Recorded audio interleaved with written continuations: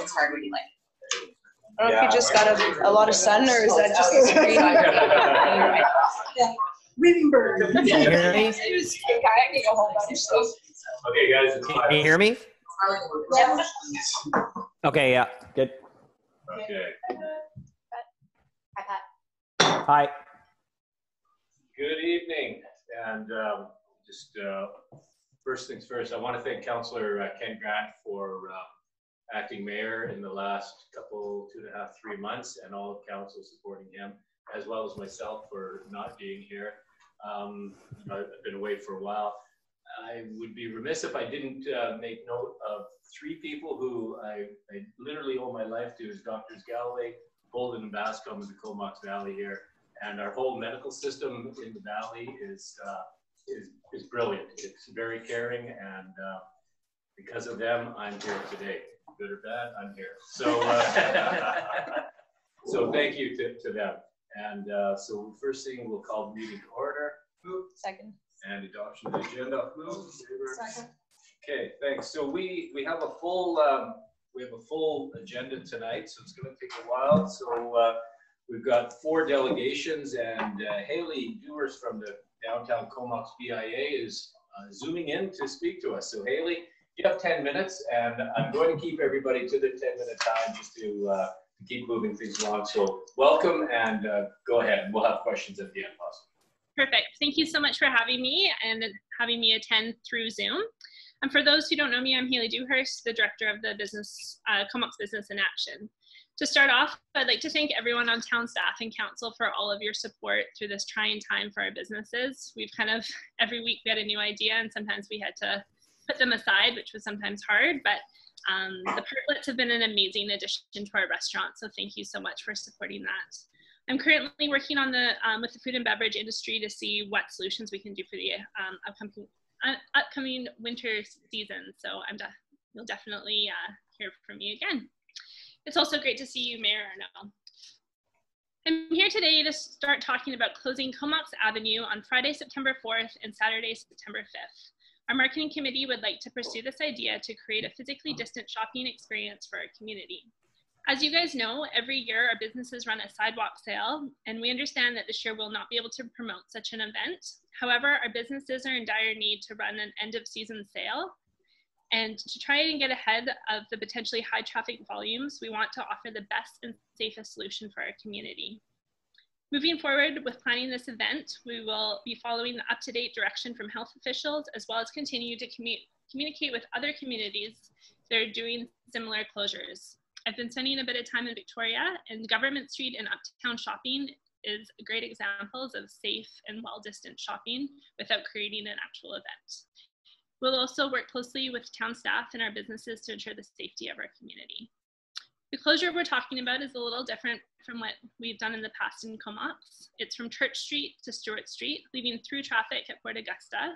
We will be having to hire traffic marshals at this intersection to make sure that pedestrians and vehicles are safe. And speaking with Councillor Grant this morning, it's been brought to our attention that we need to figure out a way to leave access for residential apartments. I would love to work with town staff to figure out the best way to do this with traffic patterns.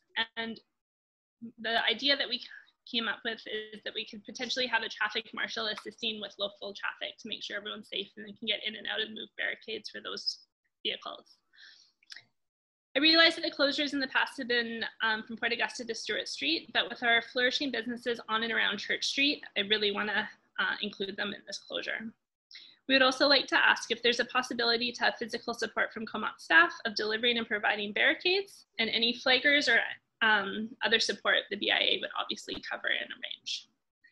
So that's pretty much my ask to you, and I'm sure there's going to be lots of questions and discussion with that. Thank you, Haley. Any questions from council to Haley?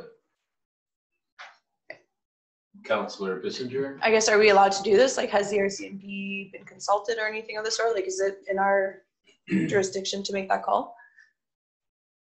I don't know if someone else has that answer, but working in Courtenay, we would definitely present that plan to the RCMP and emergency traffic, and they would usually work with us as long as there's communication ahead of time that they know that there's a closure and different access points for emergencies.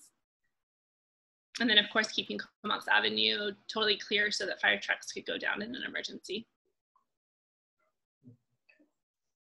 Okay, thank you. Any other questions for Harold? Councillor Grant? It's, you know, in the past, we've run into this issue with ambulance, fire, and I think we were all pretty good with it, depending on how it went.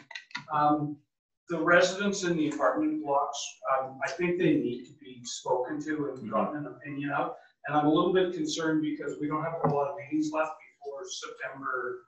So, you know, if there is logistical issues we need to deal with, we're kind of running short on time to do that. And I don't know what our meeting schedule is, if we got another one. The 2nd, 5th of September? Yeah. The 4th and 5th. Yeah.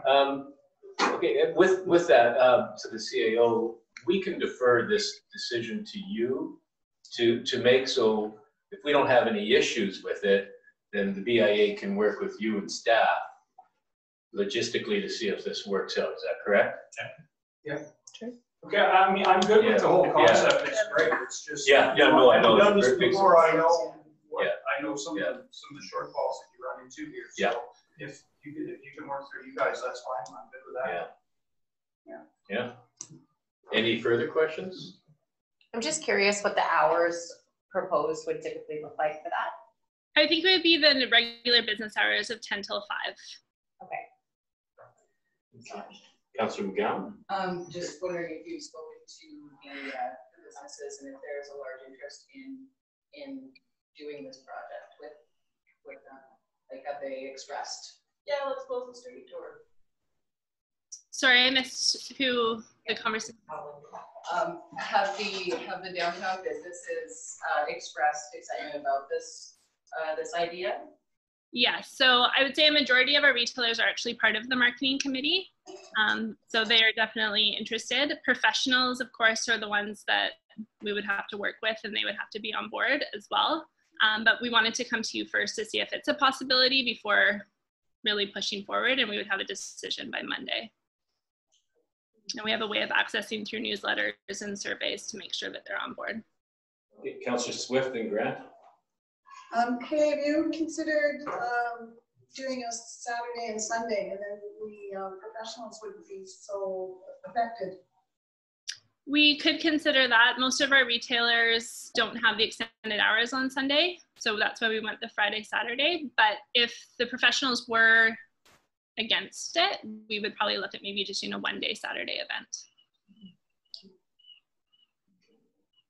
I was just wondering, because we'd be shutting off access to the mall on Comox Avenue, have they got any thoughts on this? I'm not sure what effect that would have on the tenants in the mall, but I mean, it doesn't do us any good if we're just stopping them from going to the mall and they can go to this. You know, it's got to be good for everybody, I guess. Yeah. So speaking with David, that's why we suggest leaving Port Augusta Street open to make sure that there is access to the mall. And then also he was keen to share his parking during that time as well, just to draw everyone to the mall and to Comox Avenue. Okay, over. And just for those who don't know David, she's referring to as David Kuhn, the owner of the mall. So he's Yeah. Okay. Any other questions? Councillor McKenna, are you able to hear us okay? Yep, I can hear you well. Thanks, Mayor. My only question is there any impact to the golf course? Is there any golf tournaments on that weekend? Is there like a club championship or? That's something that I'll have to look into, but we'll definitely communicate with them. I think it's a great idea as long as everybody's on side. And I know it's a challenge for the professionals with the customers trying to access there. So I think it'd be important to have them on side. Yeah, of course. Councillor McKenna, I just wanted to make sure you were actually there. That wasn't a cutout of you. Because I realized I'll move periodically. I'll do this. Yeah, you're looking pretty comfortable on that couch. Yeah. Well, it's 9:40 p.m. here in Nova Scotia, so it's a late start. We'll be here all night if I can do it. Until tomorrow. All right, we'll move it along then. Any further questions for Haley? Okay, seeing none, I think we'll just leave this with Haley, the BIA, and town staff to figure out logistics. Perfect. Thank you so much, you guys. Thank you very much, Haley. I can't wait to run an event that's actually activated. Thank you. All right. Okay, thanks. So we'll move on now. It was, were we going to get the next delegation? They're coming. Okay, so we have the next delegation regarding 1582 Balmoral, the development variance permit application. So we'll have them with us momentarily.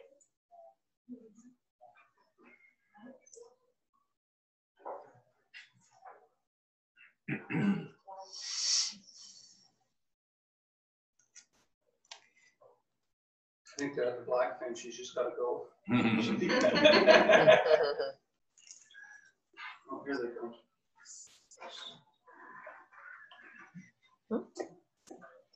You can't see me.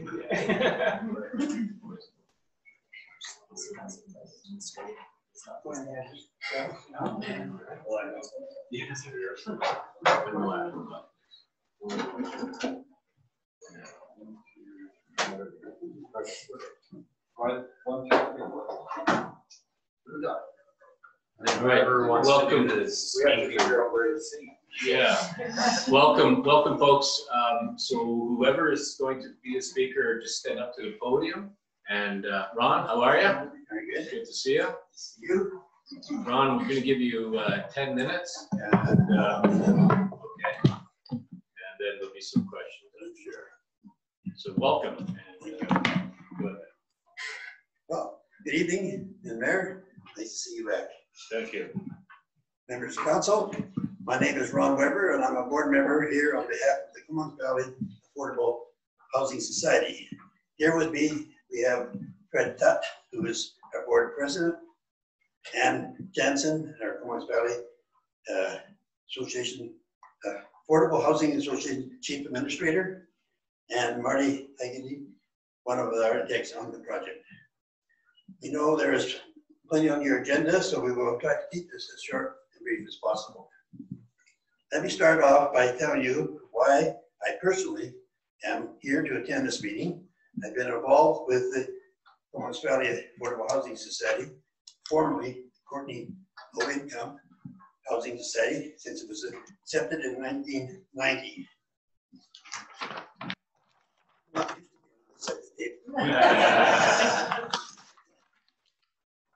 I've seen the society grow into one beyond what we have originally imagined, with our community only getting bigger. The need for safe, decent, and affordable housing is only increasing. Currently, our society operates a 32-unit family complex in Courtney, as well as Quadra Gardens, another low-income seniors property on Beaufort Avenue here in Comox. As for our property, we truly are here to address Stair Gardens, located at 1585 Balmoral Avenue. On this one, they could talk for hours. The current structure consists of 16 units on about an acre of land. These units were built in 1970 when the property was turned over to our society about 5 years ago. It was really in a state of despair, being 50 years old. Right, the property on a deficit, and the way it is now is just not suitable. And the board finally made the decision to move forward. Unfortunately, should we not get the go-ahead to redevelop, the property will have to be shut down regardless.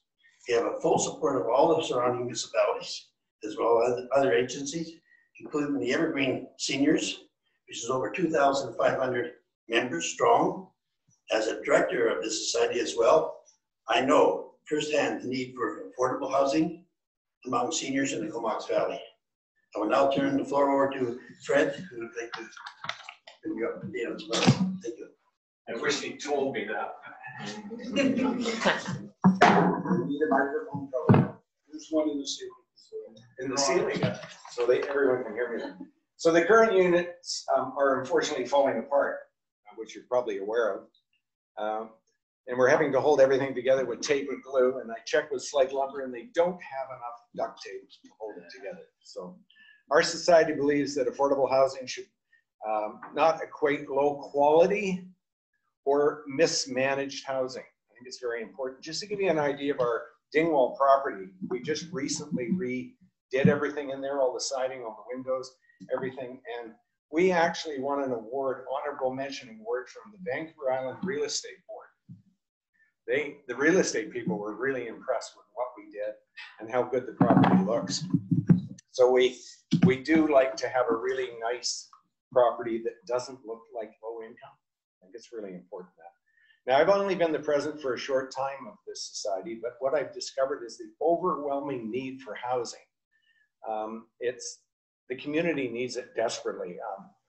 I'm going to go off for a bit, but I see what Ann has to deal with on a daily basis of getting calls. It's just amazing. It's kind of scary, actually, when you see what's happening. And we want to make sure this project is good for the next 20 or 30 years. I think it's really important. And the current property just simply doesn't reflect the need at all. Now, as a society, we work very hard to create something that helps to integrate the sense of community, increase the number of people that we house, and have plenty of amenities that we believe help to improve the well-being of our residents. Now, we have the opportunity to make a difference in the lives of dozens of seniors who cannot afford market value rental in the Comox Valley. And I think that's really important. Meanwhile, we don't run supportive housing, but I must tell you something that we do. We try to make our tenants safe and show that we care for them and make it a feeling of community and people to support them. And in August of this last year, we started a meal program for our tenants, providing healthy meals on a bi-weekly basis free of charge. Now, this has been accomplished with the help of the staff and the volunteers from the Lions Clubs and the residents of our family complex. They're making meals for grandma, and they're so happy to be doing this. And we had a whole bunch of outside donations to help us with that. It's really encouraging. We make a huge effort to offer programs like this as often as we can, and things like this not only foster relationships with residents, but they make the difference in their daily lives. Now, the Lions Clubs have been working on a car share program, and it's a long time idea, but if this project goes ahead, we'll actually have the numbers to support it. And what we're looking at is an EV program, electric vehicle program, with a local dealership. So we're in the early stages of this, but we've had some really encouraging results from the community. And we're working on the fact of being able to supply a vehicle for both properties in the Comox Valley. And that's going to ease the need for vehicles. And it's also going to take this strain off the HandyDart system. I don't know if you've tried to order a HandyDart right now, but they're about a month out. So it's really encouraging for the Lions Clubs to see that. And I've also seen in the paper this morning that we're actually getting ride hailing. So Uber is coming to the Valley. So again, another situation where we'll be able to cut down on the cars needed for the property. So very good. I'm going to turn it over to Ann now, the poor person that has to deal with all this all the time.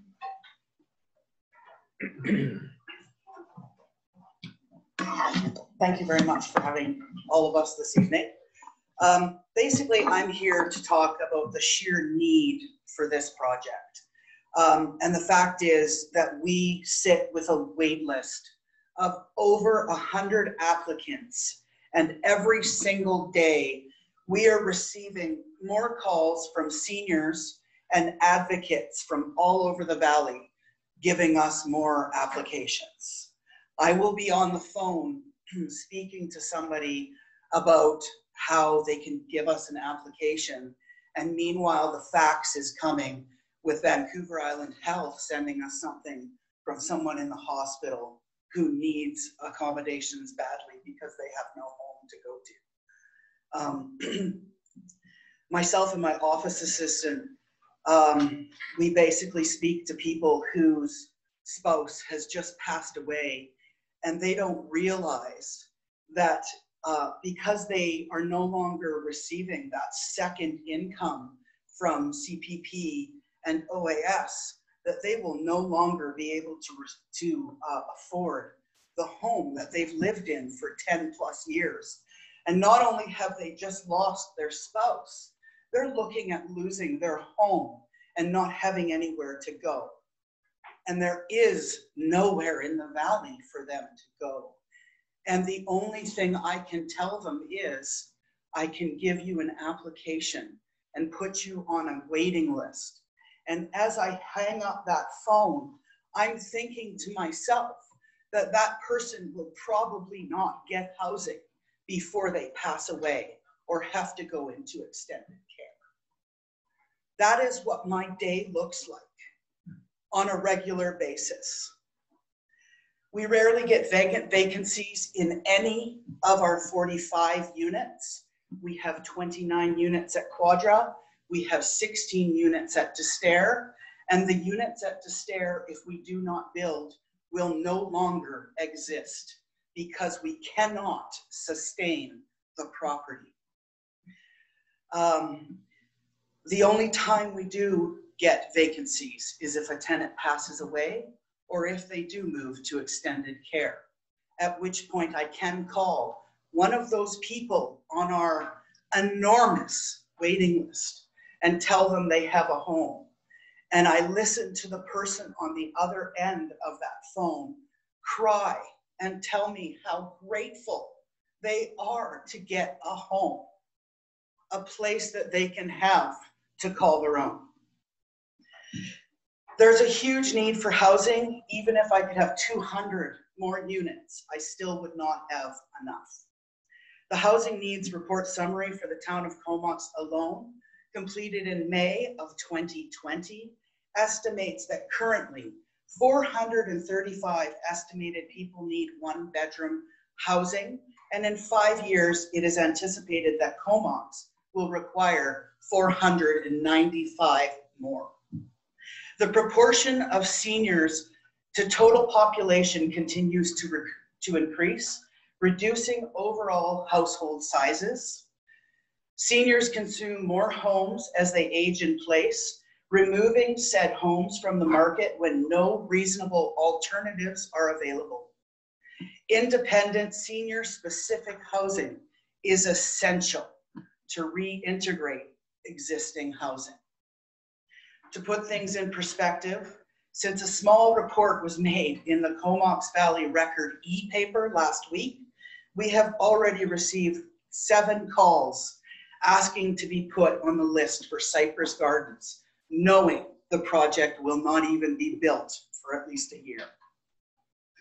This morning, after the article hit the Comox Valley Record paper, we received 3 more inquiries by phone and 2 more emails.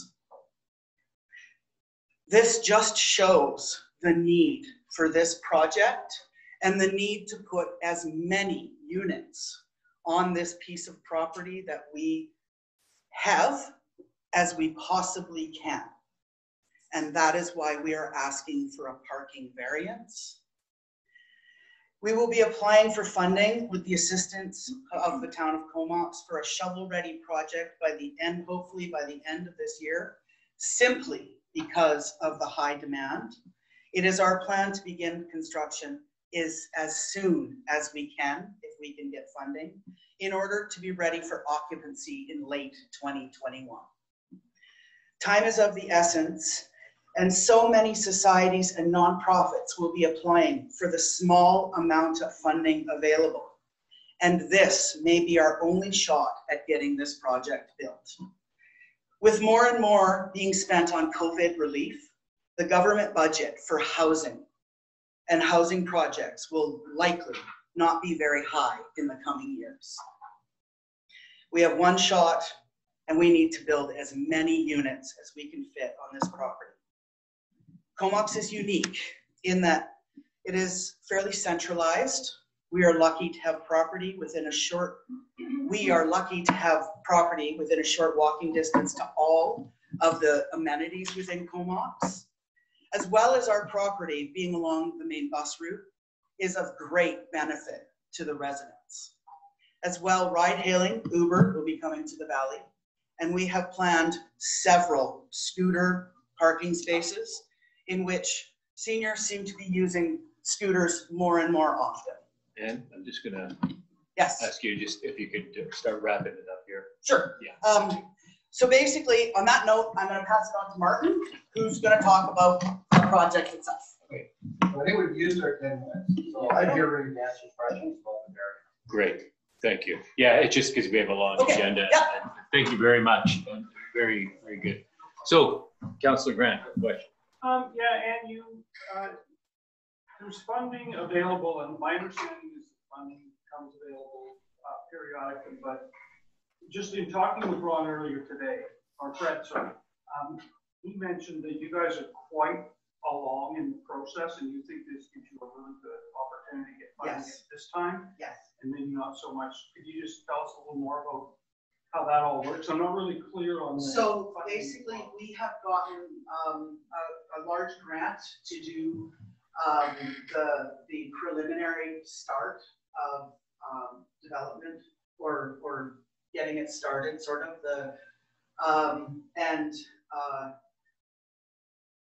in applying for that, we received more than we thought we would.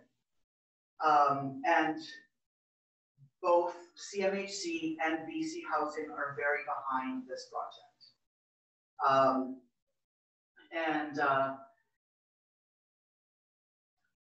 It sounds to me like you got out of the gate a little bit ahead of everybody else. Yes, we which did. is what they like to see the shovel ready. Quadra Gardens, I know you have 29 units there. 16. Oh, 29, yeah. 29 here, and you've got about 7 parking spots. So can you just tell me, because parking is going to be our issue here at time. Yes. So we might as well get it on the table and just, like how does that work? How do you see the parking working out there? Is it going to be a big issue for you? Well, basically, when tenants move in, we intend to have them sign an agreement saying that we're not responsible for parking to begin with. We intend to promote car share. We intend to try and work with the Lions Club and have something built in so that there's some help with extra, basically like a handyguard system sort of thing, but just for our 2 buildings. We have, what, 30 scooter parking spots? Is it 30? Okay. Yep. We put in extra scooter parking spots. We put in bicycle parking spots. And basically, we feel that with that, it should alleviate a lot of the pressure for not having cars. And a lot of the people that we talk to that are putting in applications don't have cars. That's what we're aware of. So, yeah. Yeah, so I drove by this morning, Kevin, there's approximately 11 spots. The Stair Gardens or Cypress Gardens has no on-site parking. It only has off-site parking in the city, right? There's about 11 spots there. In the new plan, there's going to be about 11 new spots on the off-site. Currently, they're in the traffic study they did last year in October. They had 6 residents with cars. They currently have 6 residents with cars. I drove by there at 5:45 this morning. There's 6 vehicles there, one's for sale. Currently, 6 residents and scooters. So we're gonna provide the 11. We'll maintain the 11 parking spots that we have. We're providing another 19 parking spots on site, and we're providing 19 covered parking spots adjacent to 13 of them adjacent to the ground floor units and 6 of them in the courtyard of the gallery. So we believe, based on the location of the property being so close to town, these are low-income residents. Most of them can't afford cars, which makes a big difference. So the car statistics here are very low compared to other seniors facilities around the Beaumont Valley. The survey pointed that up to 50% of residents in the future may have cars. And right now, the majority of residents to go somewhere either take a bus or walk. And the reason there's so much walking is there's a pharmacy, there's doctor's offices, there's a grocery store, there's coffee shops, restaurants. Almost all the facilities that you have in an urban center are within a 5 to 10 minute walk of this facility. Right? So the zoning allows us to build a bigger building without front or rear yard setbacks, and allows us to be 3 stories high. As these guys have pointed out, there's an extreme need for this type of housing. And we believe the trends are showing that the parking requirement for this facility, that what we provided, is going to be adequate. Thank you. Thank you. Councilor Bissinger? Just a question for Mike. Yeah. Just had like a light bulb go up in my head where you're saying that currently the parking is not within the actual property line, but it's on the town portion of it. So Yes, But So there's a basically- 7.5. Sorry, go So the 11 spots that are there right now, that belongs to the town? So the design that you have here, like the site plan, that considers, so if we just compare to the condos beside it, they have a fence line, and they probably have like, I don't know, 6 meters between their fence and the laneway. 7.5. Okay, so there's that same thing that exists for this property in the Yeah. new site plan. Elliot Because pulls up that site plan. I guess what I'm, looking at, just because we walked in this morning, or yesterday, the pin for the property looks like it's 7.5 meters, so basically we would have that extra 7.5 meters available for more parking, like for I guess, angle parking, if we were to remove the requirement for a sidewalk, for example, on the south side. You still have the requirement for the parking. We're still providing the sidewalk on the south side. Well, We got a pointer. There's no sidewalks anywhere right now on any of these street, on that. True, but it's one of the requirements of the town that when you improve a street. So when you improve a street, you have to provide a curb and a sidewalk. It works on the wall. I'm colorblind, I can't see it anyways. So, this is an updated site plan Yeah, that shows the parking as per the planning board condition. So the parking has been changed from parallel to 90 degrees. So this is the accurate conformance with the conditions recommended by the board. So that the pin that Alex, the pin that Alex just referred to is right at this point right here. So this is the existing boulevard with the big trees on it, right? Is that Balmoral where your finger is right there? No, Balmoral is on this side. Oh, okay. Yeah, so this is the south side, this is the north side of the property. So the property line is here on the west side, and these are the patio homes on this side, right? So that is there's big trees in this landscape boulevard, and this is where the existing parking is within the road allowance that we are now dedicating to the town of Collins. Right? You can see the access to our driveway is here. This is our proposed parking on the inside here. And this is existing off-site parking that will remain, 11 spaces. So maybe a question for Martin, so that's 19 plus 11 stalls, does that meet our minimum percentage or not?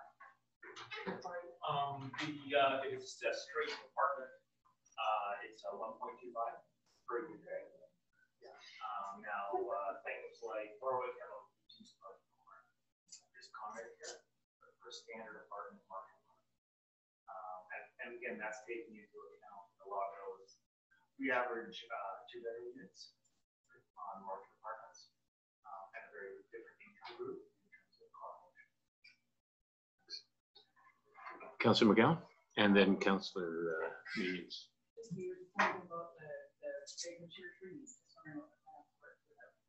Well, the trees that are on the boulevard are on the west side. So the trees at the back will remain city property. Not sure what the future will be. Along Balmoral, there is a line of fir trees that have been heavily topped, and they're growing very close together. About 6 of them, very distinctive. Working with the landscape architect, actually, his partner is an arborist. She looked at them on Thursday, and she feels they're too damaged to keep them. But we are replacing the trees along Balmoral. So there's a heavy tree screen also on this property, this is the architectural plan. So the landscape plan actually reflects the architectural plan. Councillor Minions? Yeah, so I'm gonna refer back to Marvin. What's the parking ratio for the congregate and Berwick? As a little more comfort. Can you just make sure that you got the microphone there? I was just asking what the congregate parking ratio would be for something like Berwick to compare this to. 0.25. And this would be like 26. This would be just over. So Berwick's coming in. Berwick's Berwick had a higher on the first week, had a higher parking requirement, and they found out that a lot of that, and that's when we realized it down. Just a second question. I know parking is kind of a big thing we're talking about tonight, but I'm just curious why there was no balcony space, or if that was based on kind of getting the most units and the square footage in. I think the balconies are not funded by BC Housing. So a balcony is, in a sense, an extra to the core funding. With seniors, balconies are not as critical as I think with regular apartment housing. We are providing an opening window with a little enclosure so they can use, they have a little space that they can use outside for putting plants on or whatever. But it's not a full balcony. That's a Juliet balcony.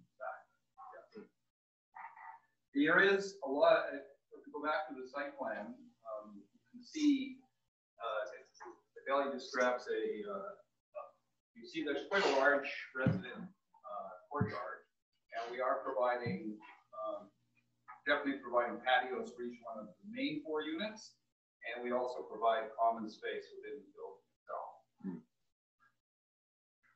Okay, thank you, Councillor Bissinger. So I've seen a few BC Housing projects that have balcony type entrances.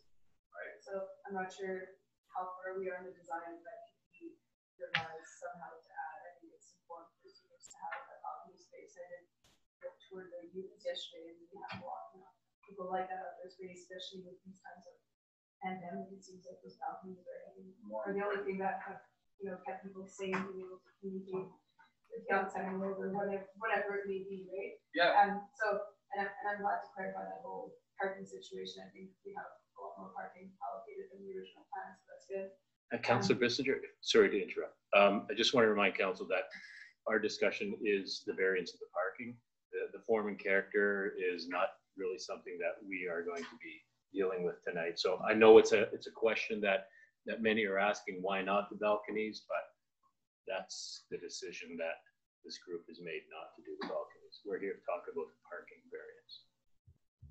The balconies is a big issue. That'd be my main reason to go against it. Well, yeah, you understand where I'm coming from, though. Yeah. Okay. Thank you. So carry on. Sorry. I'm comment on the design of the balcony. Still in transition. We're still working with. Okay, Councilor Minions, go ahead. Yeah, just a quick follow-up. I know that parking was kind of the focus of it, and I think that this explained a lot. And just kind of the same thing was it's easier to see where where you're going and say that parking may not be needed, which is true, but then it makes sense. There's some other things you might consider so that people aren't, having a car option for a few individuals may be taken away from the housing survey. So when it comes to the overall design, what would benefit people, it came to our minds, and we know we have had some letters in expressing that people need that.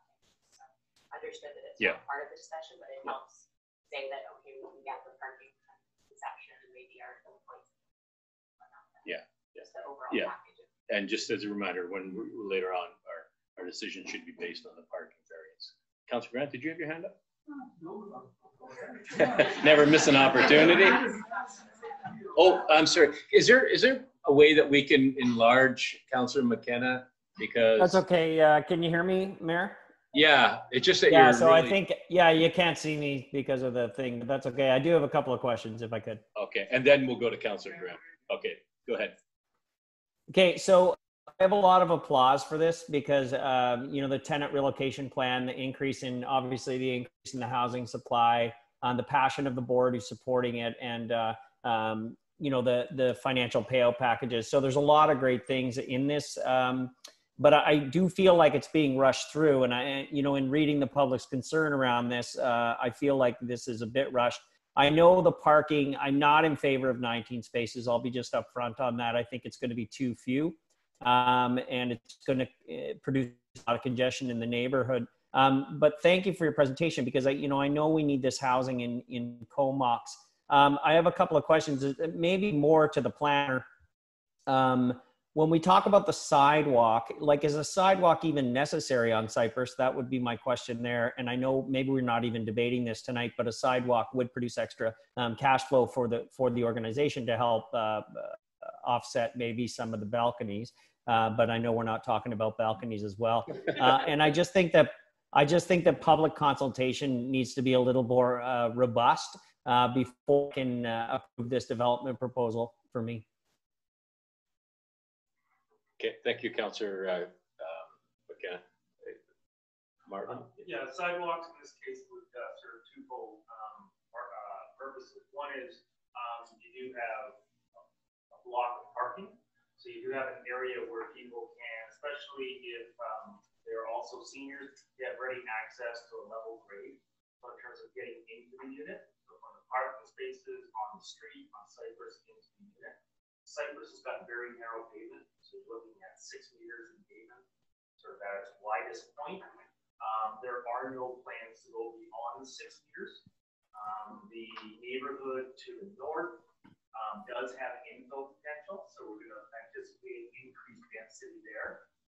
One of the things that we've often heard from the neighborhood is the walkability of that neighborhood.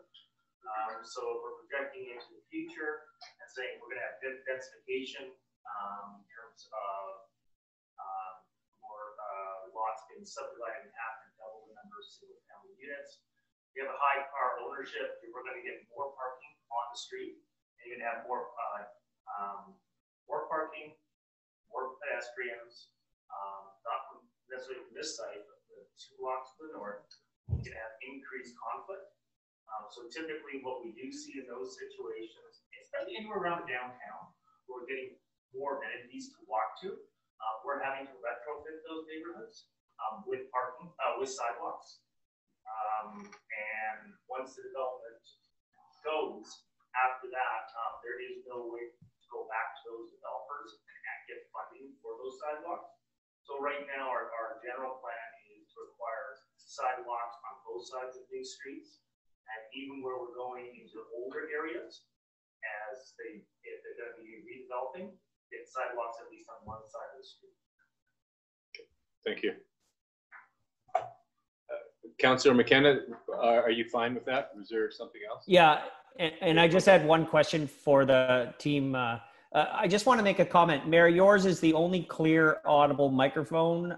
The rest of the microphones are very, very difficult to hear anyone, and it's quite choppy. So for the delegations that are presenting on Zoom, it's also probably a challenge. But anyway, so my question is around what determines an applicant and a low-income applicant. Like, how do you define a low-income applicant? Low-income applicants. Could you just stand right over where Martin is there? Yeah. Low-income applicants are determined by their income, and it's determined basically by tax returns. It's determined by income proof, and it's all done by BC Housing and Canadian Mortgage Housing Corporation guidelines. So do you use the BC Housing income limits? Yes, we do. And so for a 1-bedroom would be $30,000 annually, something like that? I believe it's just below, yeah. Yeah, okay, thank you. Councillor Grant? Yeah, so I guess when I look at this development and, although maybe parking isn't perfect or as we would like it, and the design, maybe some elements that we like, I think that when you look at the clientele for this building, you just described it's a percentage of income, which is not really high. I think that most of these people, their next option would be couch surfing or something worse. So, whether you have a balcony or you don't, I think that these people are pretty happy just to have a place to be, and a nice new place to be too. So I kind of look at it like that. I also look at it from the town's point of view when we're trying to do affordable housing. I would say that this is about as good as it gets. When you have low-income seniors, that's just about everything you would ask for when you're trying to do seniors housing or when you're trying to do low-income housing. And so, when I look at an application that's coming through, and I know you're speeding it through, which has got some of the neighbors a little bit riled, but there is rationale for why you're doing that. And so, I think that, if we can, I don't think there's really a lot of time here to be able to be looking at redesign, going to public hearings. knowing that you're probably going to have to shut the 16 units down in the near future, that would be another 16 people out on the street. You know, I think that all of the issues that we're talking about here are kind of minor in comparison to living on the street or serving on somebody's couch. So, okay. That's my thoughts. Thank you. Yeah, I had a couple questions as well. So if we were to stick you to the parking requirements that are 1.25, what would that mean to your design? Would that mean that you would have a smaller unit, maybe to Martin there, you'd have a smaller unit, you would have less or smaller development, less units? What would that mean to you? So right now we have 52 units. Each unit is almost identical. There's 12 accessible units, which are slightly bigger. The units are all designed to meet BC housing standard, and they're all within about 50 square feet of, there's a minimum and a maximum, and it's a very, very tight number. Also, what happens under BC housing is they have what's called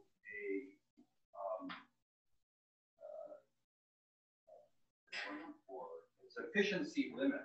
So we have to hit an efficiency limit of 80%, which means that 80% of the building has to be living space for the city, right? So if we were going to reduce the parking, or we're going to require 1.25 units per spaces per resident, what the solution is to remove the top floor. So you wouldn't have a 3-story building, you'd have a 2-story building. You'd go from 52 units down to 52 less 16, 34 units. So one of the couple of things that happen here, one is, of course, we're not providing as many units as we could based on the need, which is very strong. And secondly, our efficiency numbers go down because of the size of the building gets smaller, and we're not quite as efficient as we were. But I thought it very interesting that Marvin pointed out that for Berwick, where the original standard was 0.5 parking spots per unit, they actually reduced it to 0.25 parking spots per unit. And if you apply a similar standard to our facility, which has, I think, similar dynamic as Berwick. Most people, Berwick is a higher income resident, of course, so they can afford cars. And our residents in general cannot afford a car. In fact, residents right now are planning to sell their cars. So if the 16 units remain, we expect the next year to be fewer cars rather than 6, might be 4. So if you apply that standard to our facility, we require 65 spaces, 52 one space per unit for the residents, this is our calculation, and 0.25 spaces for visitors, which is a total of 65 spaces. At 0.25, you're down to around, less than 20 spaces. So if you're rationalizing this and counting 11 that Alice pointed out that are on the street that they have already, you're at 30 units. So 30 units, you're at about 60%, so 0.6 spaces per resident. So I know I've read all the letters from the neighbors, and there are lots of concerns, and of course their concerns are not just about parking, which is still their major concern. And I feel, I live in the neighborhood too, and have for a long time. I've been keeping an eye on the traffic. I feel that that this is going to work. Okay, so if one more question, if this got held up because of parking, and you missed this funding stream, what would the next one look like? Is there another one in 6 months down the road? Is there another one in a year? What does that look like? So there is September 4th is the deadline for this call out for funding. There's another funding call out on January 3rd. Here's how it works. These funding call outs are all across BC. Every society and everyone who's been planning to build for I don't know how long has been waiting for these call outs. The call out for September 3rd came early. It surprised everyone. So the people who are ready and have their application in for September 3rd are going to have more of an opportunity to get their projects approved than the people who put their applications in for January, because there will be so many more projects ready to go and put in for the January deadline. Right. Okay. So that's what it comes down to. Great. Thank you very much. You're very welcome. Any further questions from council? Seeing none, we will discuss this later. Thank you very much, folks. Thank you. And we'll wait. One of my old binders, 1990. Maybe I am then. Some of these people weren't even born in 1990. Were you? Oh, okay. Yeah. Ain't what you used to be. Thanks, Ron. Thank you, sir. The application, we now have 8 more surrounding places around the community. All of the, yeah. Thank you very much. Thank you. Thanks, Martin. Martin? No, they considered it. But the project manager, Walter Goodman, went to the construction manager, and they will probably, all of them are regular construction companies, so they'll probably roll over from the construction manager to a fixed price contract using standards to get built. But the one we're doing in Cumberland is going to be nice, and they believe it's very possible. Thank you. Okay.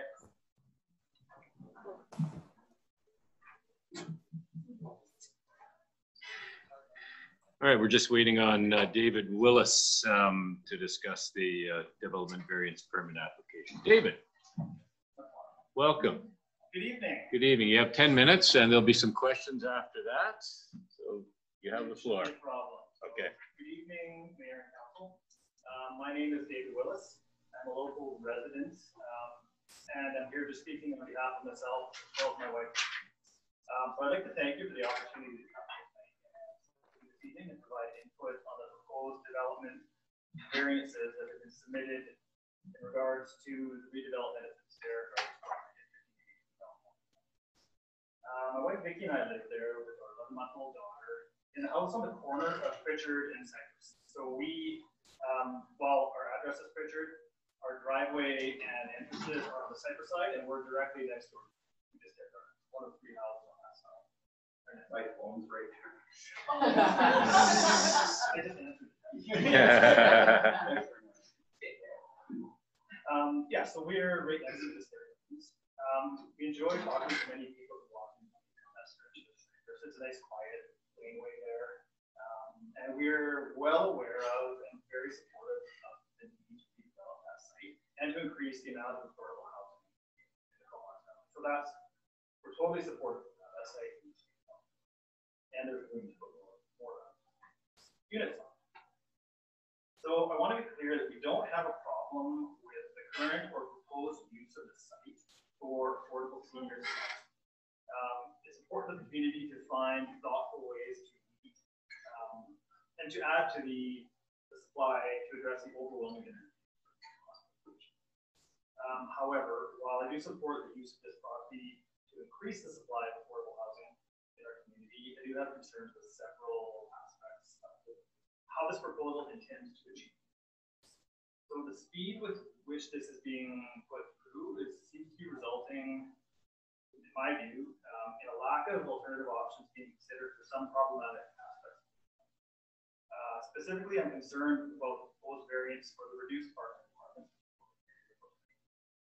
as well as the visual intrusion of this building will be much, much larger than anything else around it and will block views for many residents in the area, including ourselves.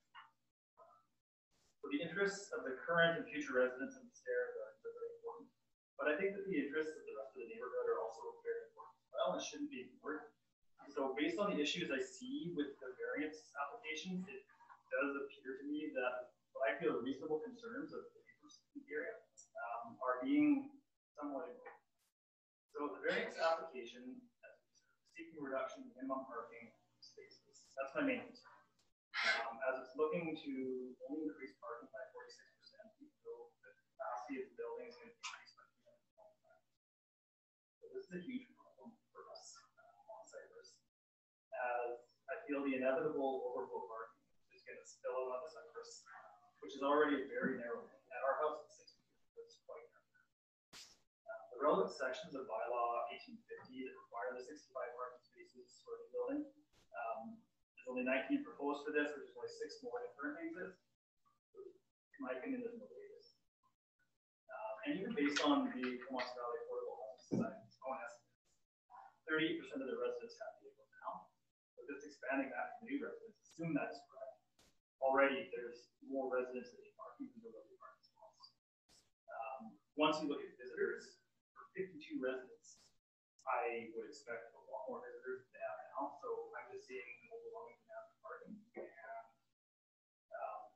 likely at least double of what the proposed parking availability is. There isn't anywhere nearby for this connection park.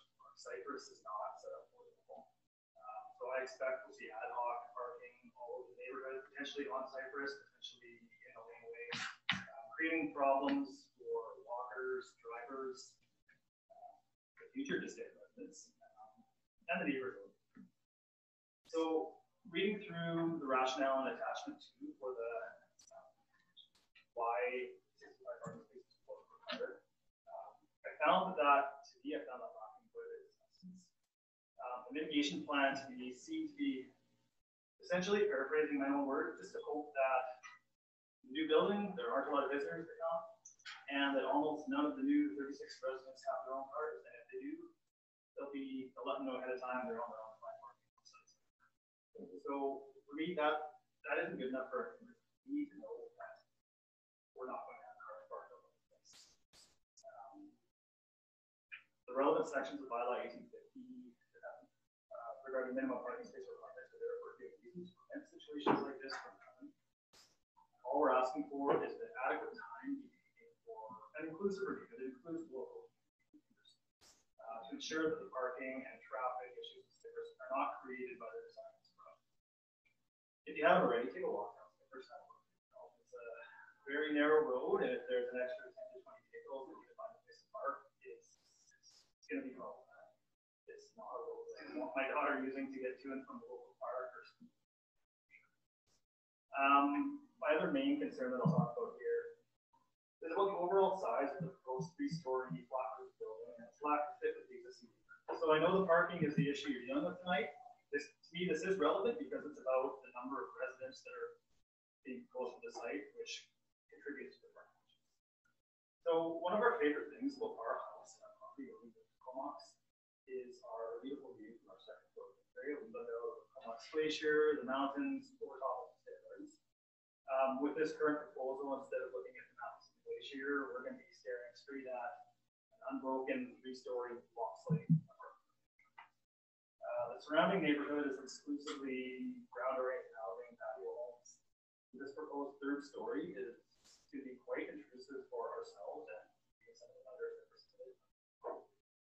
I recognize an amendment was made to 2011. I also understand that there were concerns from neighbors at the time about that amendment to allow 3 stories on that site. But in my view, even if the proposal here does fit to the letter of the existing OCP, I feel that it doesn't fit the spirit of the plan, given how the rest of that neighborhood is. So letters from others, and I know the speaker coming after me are going to make the case in far more detail than I am about how the proposal is not compatible with much of the language in the OCP.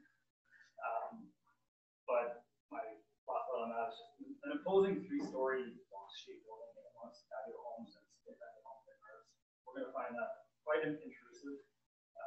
Doesn't fit the character of the neighborhood, and frankly, I'm quite grateful for property just given that we are going to do that.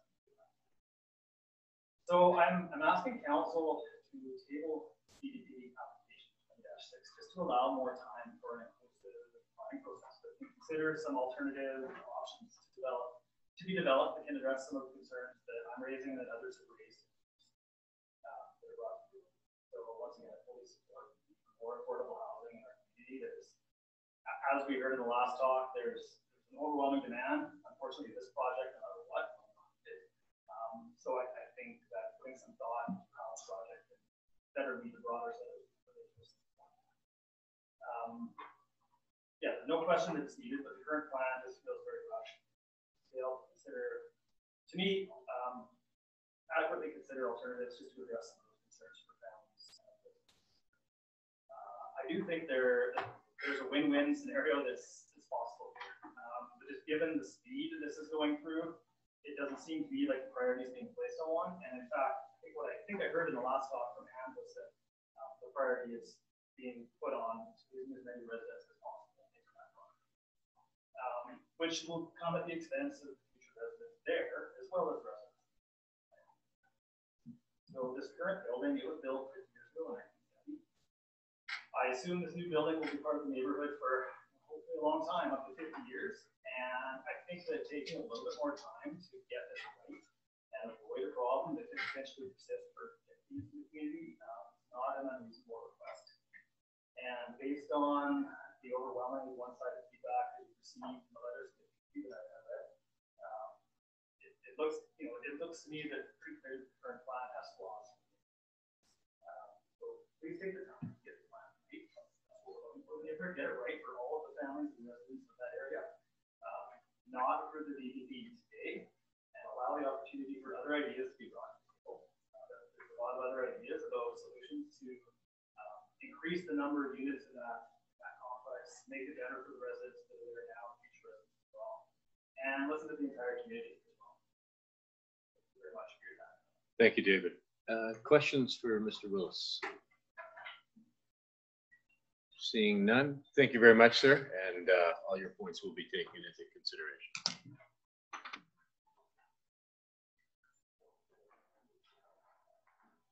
All right, and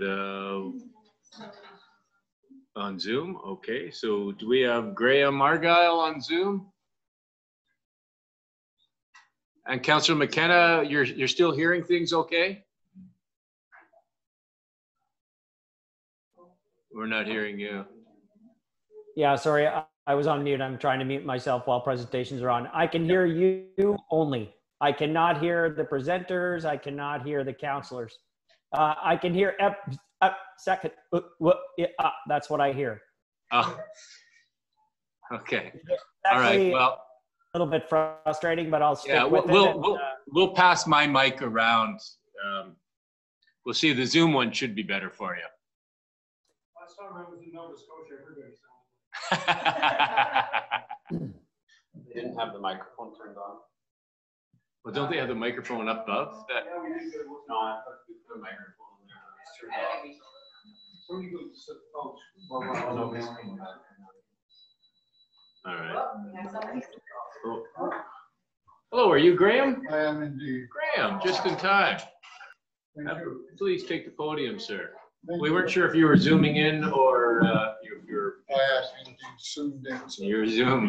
There's a microphone there, sir. If maybe you could hold it and speak into it so that way. I have to tell you, it's very hard to hear what's being said. Yeah. This is now on. Yeah. Councillor McKenna, can you hear Mr. Argyle okay? Can you hear me? Yes, very well. Thank you. Good. It's funny how those things work. Yeah, it's funny when you turn them on. How they work. Yeah. All right, Mr. Argyle, we'll give you 10 minutes. And, thank you. Please go ahead, and there'll be some questions maybe afterwards. Thank you, Mayor and Council, for giving me your time. I speak on behalf of my wife and myself. We live at the northwest corner of Balmoral Avenue and Pritchard Road since 2011. So our house, our backyard, backs straight onto the large wall at the end of the facade facing Balmoral. I'm a retired architect who served the district of Sechelt on their advisory planning commission and their design panel. I was also on the board of variance for the Sunshine Coast Regional District, so I'm somewhat familiar with this kind of stuff. My wife and I support the continued land use for affordable housing. We do not need convincing of the need or the demand. Nonetheless, we have concern about 4 aspects of the proposal, and I will cover them one by one. First, urban design and architecture. The proposal will introduce a unique and new architectural form with a much larger size of massing against the established residential scale. The flat-roofed 3-floor proposal will not fit in. It will look like a different tooth in a mouth that cannot take it easily. By the subject site sloping from the north to the south, quite substantially, more than you would think, it will allow the proposed building to be seen probably from Balmoral as a much higher building than you would really expect. The official community plan in 2.1.3 downtown Comox states new buildings or major renovation of existing buildings in neighborhood commercial areas shall be in keeping with the scale of the adjacent residential neighborhood. Surely this fundamental planning principle should be even more true of affordable housing in the center of a single family residential area. We agree with my wife, if she was here, would agree with me, that we agree with what the Affordable Housing Society is doing and how they want people to fit into the community. But we believe they will really feel better if they are in the same scale as the homes that are around them, which are predominantly 2-floor and single floor. In fact, my home, which backs onto one property, onto my backyard, onto their property, and if you look at the other side, on the more westerly border, are single family and condominiums that are only 1 floor high.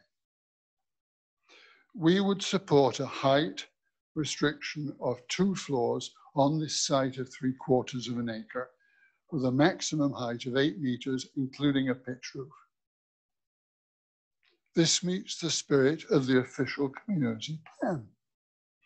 2 floors will accommodate, using the drawing that is provided already, 34 to 35 units, based on the number of units in the 3/4 floor scheme.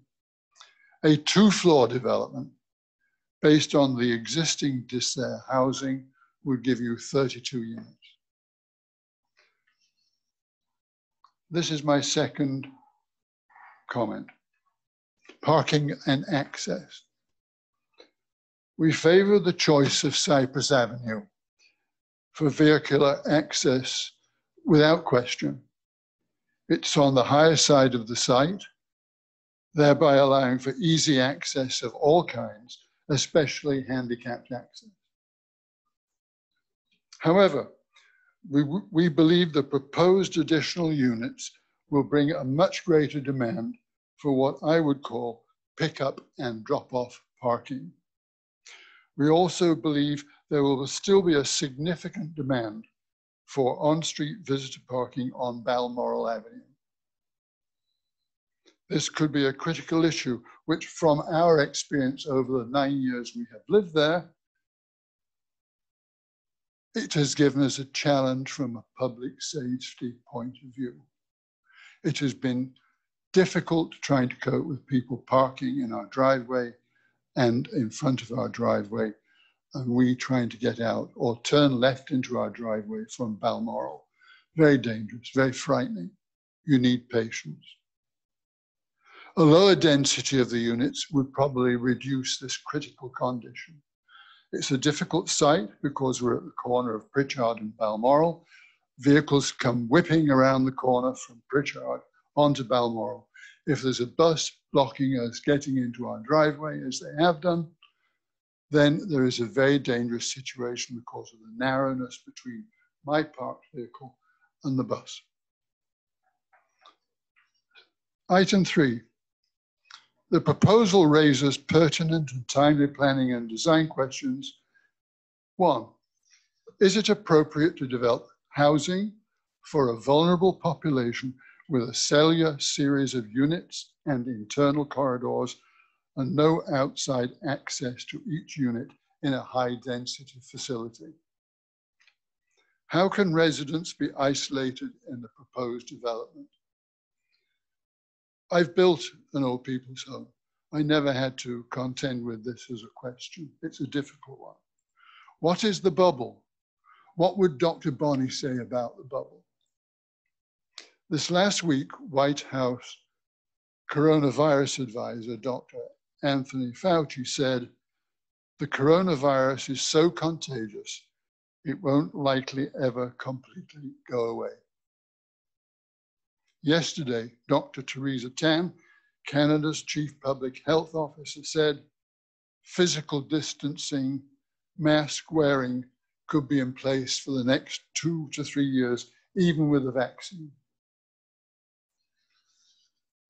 While the need for affordable housing is clearly proven, we have no doubt about that. In these times, clearly the health of the residents and the way the building is designed and placed on a site has got to be asked. And what is their feasibility of isolation in this setting? 2 floors would help rather than 3. It would reduce the bubble. Finally, I wish to comment on the review and approval process. It's very hard, even with the explanations we heard with difficulty in the room next door earlier, to really understand why there is such a rush. Design and careful planning take time. To do it in what I think is about 2 weeks. In fact, it's remarkable the architect has done as well as he has. I suspect, has been a challenge for him. Infill within our neighborhood to this date has been sensitive to a common architectural scale. Come and go and have a look. Look at what has been built in the last couple of years. It fits in. This approach should be continued for everybody's good and on the subject property. Although we understand that a public hearing can be waived by council under certain circumstances, there are enough questions and concerns about the way this proposal is at the moment to ask for a public hearing. I also commend to you the case for a design panel. The Architectural Institute of British Columbia offers guidance on setting up such a panel. In short, my wife and I welcome affordable housing. For much of the time that we have lived there, we've had delightful neighbors, respectful, quiet neighbors. It's been a great joy to be near them. So what I'm really trying to say is our concern is not about the housing or the people. It's about compatible urban design that would bring us all together, making everybody seem to be equal and healthy. We ask that council review the proposal and use its discretion to facilitate a planning process that includes a review by a design panel, followed by a public hearing, so that neighborhood concerns can be aired and modifications made to the proposal. Thank you for your time. Thank you, sir. Any questions for Mr. Argyle? Seeing none. Thank you very much, sir. Thank you. Appreciate you coming up. You bet. Oh, this is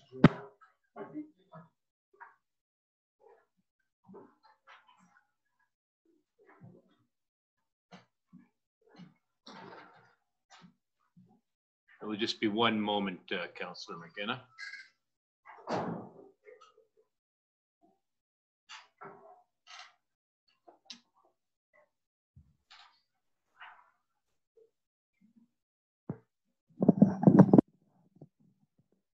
You grabbed that one from the podium? Yeah. Perfect. The battery's dying. We have more batteries. We have them at Town Hall. Can somebody?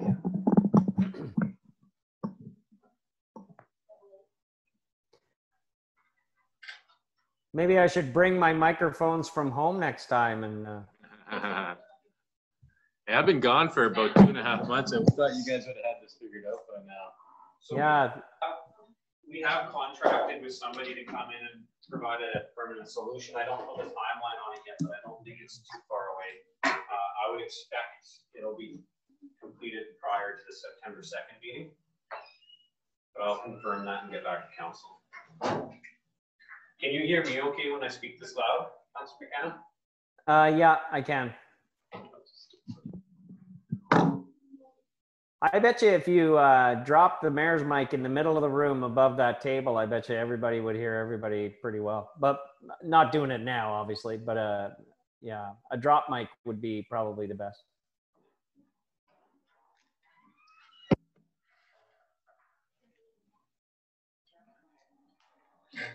Are we on a quick break or something? We just there's a quick Washford break here. Okay, so we got everybody there. All right, so we'll carry on, and the next item will be the minutes of the regular council meeting from July the 15th for approval. Second. Any questions on that? All in favor? Okay, so that's carried. And then we go down to unfinished business and to the CAO. Do you want me to bring that notice of reconsideration now, or should we do that right at the end? It's up to you. Okay, well, I'd like to do it right now. So as I've been away, I have been following things, and I understand the garbage issue was a challenge to get through, and not that I want to add to it, but I think now that we have all councils in place, we have 7, it's easy to break any ties. So what I want to do is use my mayoral ability to bring an item back, and we're within 30 days allotted. So I'd like to bring that motion back and introduce a new motion. So do we want the new motion now, or do we have to defeat the previous motion? So you need to introduce the motion to reconsider, and that has to pass, and then you can go to a different motion. So I would like to move a motion to reconsider. I'll move that. All right. Anybody have any questions on that? I thought you seconded it. Did you move it? Yeah, I can move it. I'll second. Yeah. Okay. Only you can move it, right? Yeah. Yeah. So. Talking for yeah, you're talking trash. Yeah. Yeah. Councillor Minnie. Just a question, if it is up for reconsideration, the new motion would not, I feel like there would be some notice given to reconsider and look at facts. Would that be discussed tonight or on the September 2nd council meeting? Yeah, so the intent of this was actually part of that was just to gather some more information, hear more from the community, because I've been getting a lot of communications about that.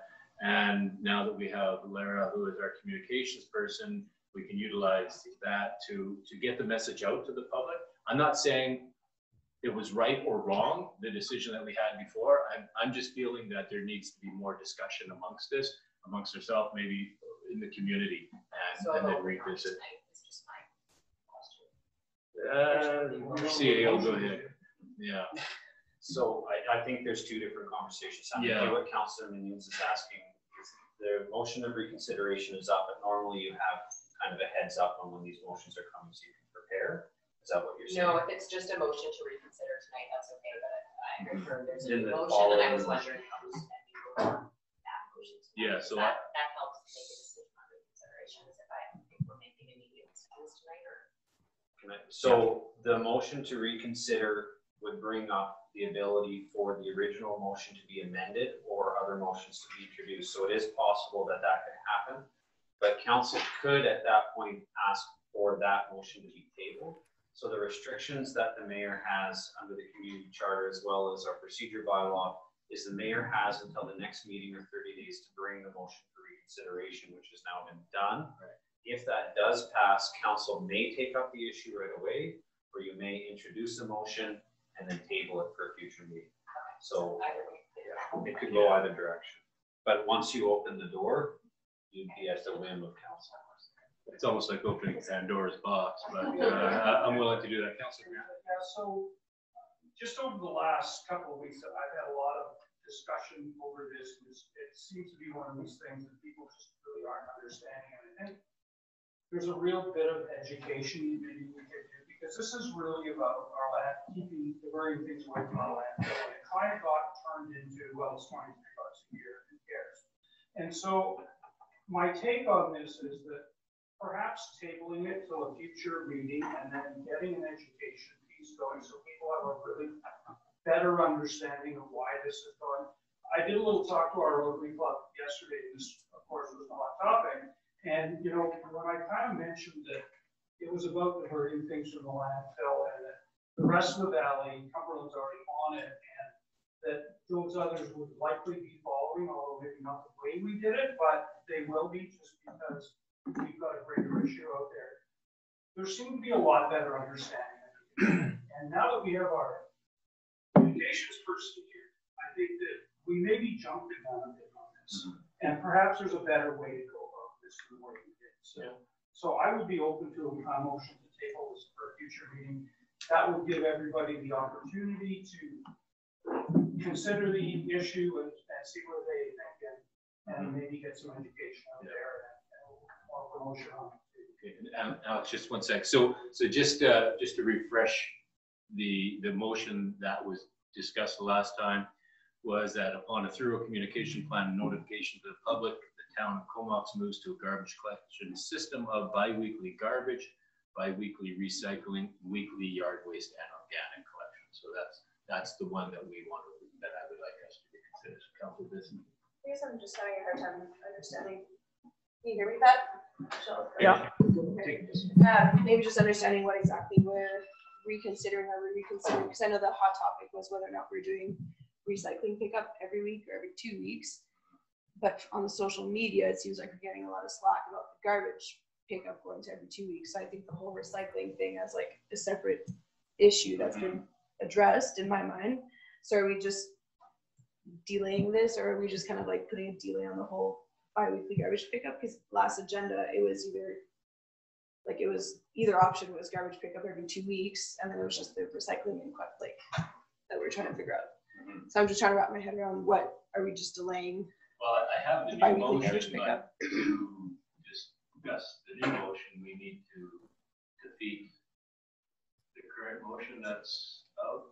So you still have the motion to reconsider on the table that hasn't passed. So the council needs to pass the motion to reconsider before you even get into those.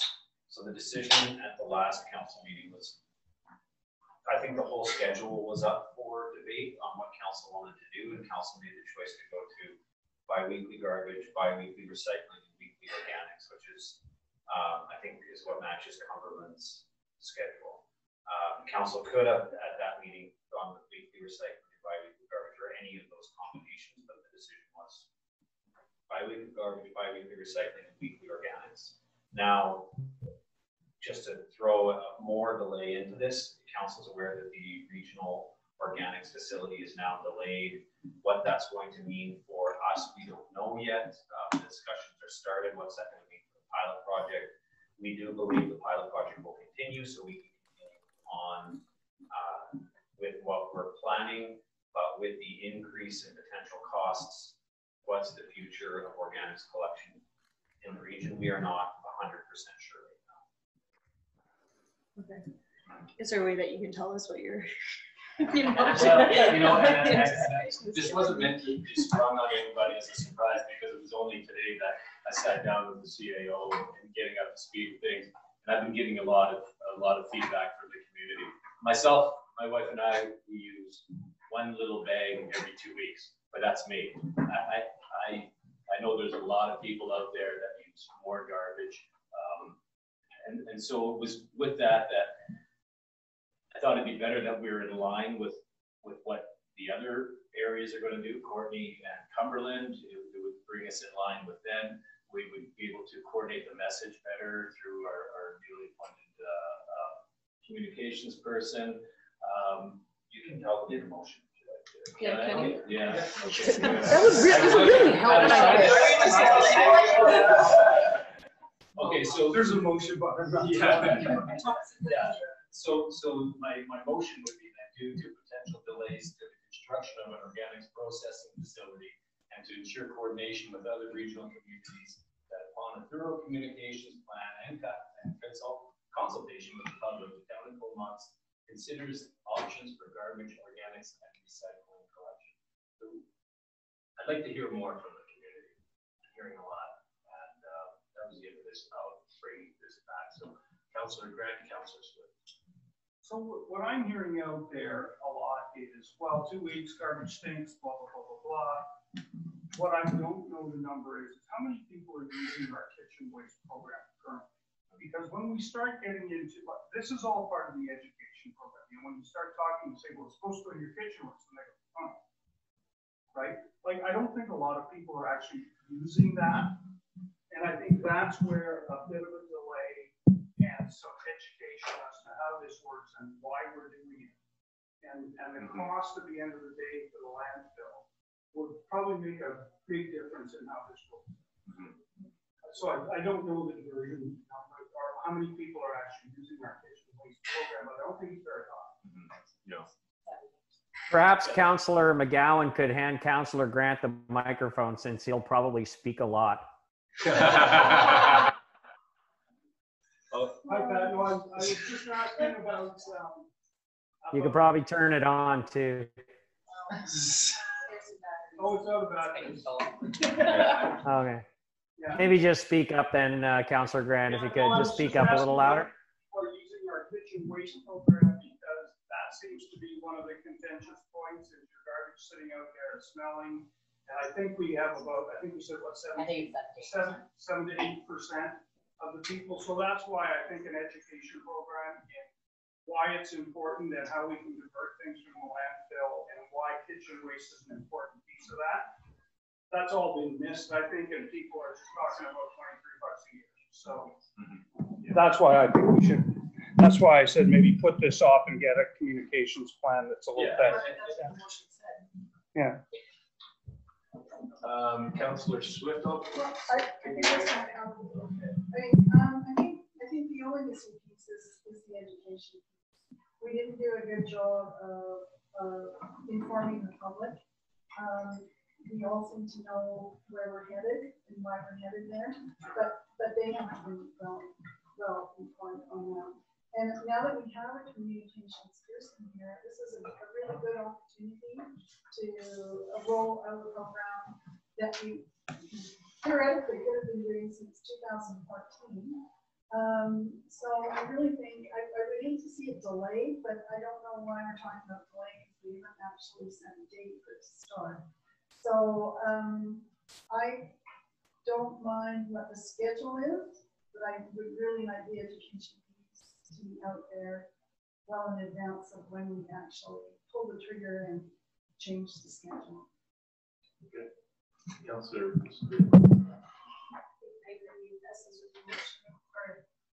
Suggested function. I think really what happened with Councillors Grant and Swift are saying is just we made the motion and voted to go ahead with this, but then we got word of it and just you know kind of spun it, or maybe not spun it, but just mentioned that we're going to switch to garbage communications plan. And the intent of the motion was to have a common communications plan and such. So in the future, 6 months, 2 months, whatever. So same thing with Councillors with what we have, and you know, if we need to collect more feedback about recycling, whether we do it bi-weekly or not, that's valuable as well. So if we can tweak your motion to make it sort of status quo plus reconsider, you know, schedules or whatnot, let's keep pushing ahead in the direction that we're going. I would support that. Okay, any further questions? Councillor McKenna? Yeah, just for discussion. Probably the microphone might be better actually over on the desk by Councillor Bissinger or Councillor Minion. I'm just saying, you know, I find it interesting. I'm probably in support, Mayor, of your either repeal or seeking public information. But I find it interesting that that in the history of the town of Comox, we would opt out of a service at $5.80 a household to support the homelessness. And then when we save households $23, we get an uproar from the public. I just find it really interesting that saving $250,000 has produced such a disdain for our council. And so whether it's disdain or whether it's just us as a lack of communication to the public, I just find it very interesting. And so, you know, I would entertain more information. I would entertain anything that would give us to ensure a very well-informed decision, especially in light of the organics program kind of taking a hiatus, or maybe it's going to take a little bit longer to go. So if you want to pop your repeal up there and call for the vote, and then if you want to suggest your amendment, I think council's probably ready for that. Okay, I think I got all that real complicated. Yeah, I think the difference with mine is that it just brings more of a consultation piece to the public. And I know that your motion that you folks voted on was a thorough communication plan. I'm just trying to make this a little bit more involving in the community. So I've been hearing that a lot. And so if there's no other further questions on that, we will take the vote that council reconsiders that following motion. So all in favor? All right. And opposed? And one opposed. So it's carried. Thank you very much. So then we'll move to the next, the motion, CAO. So now the original motion is on the floor. Okay. And so council is going to need to either amend or defeat that. I would suggest just defeat the motion and then introduce your new motion. All right. So all in favor of defeating the motion?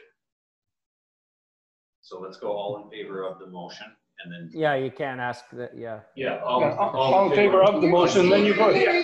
You can't do it in the negative. Yeah. Okay, so the new motion.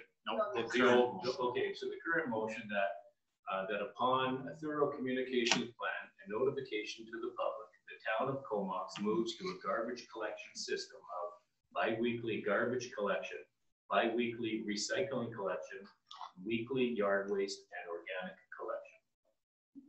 So that's the motion we have there. So that's the original. Yeah. Yeah. Just to so clarify. for discussion. Yeah. So for clarity, this is the original motion that came back to the table that flip-flopped 3 times, and then what we're voting on is potentially defeating this motion to bring forward a new amendment to the motion that you're going to make to bring in public consultation. That's correct. Yes. Thank you. All right. So clear as mud. Yeah. Yeah. It's not an easy issue. I understand. That's why I'm here. So Councillor Swift and Councillor.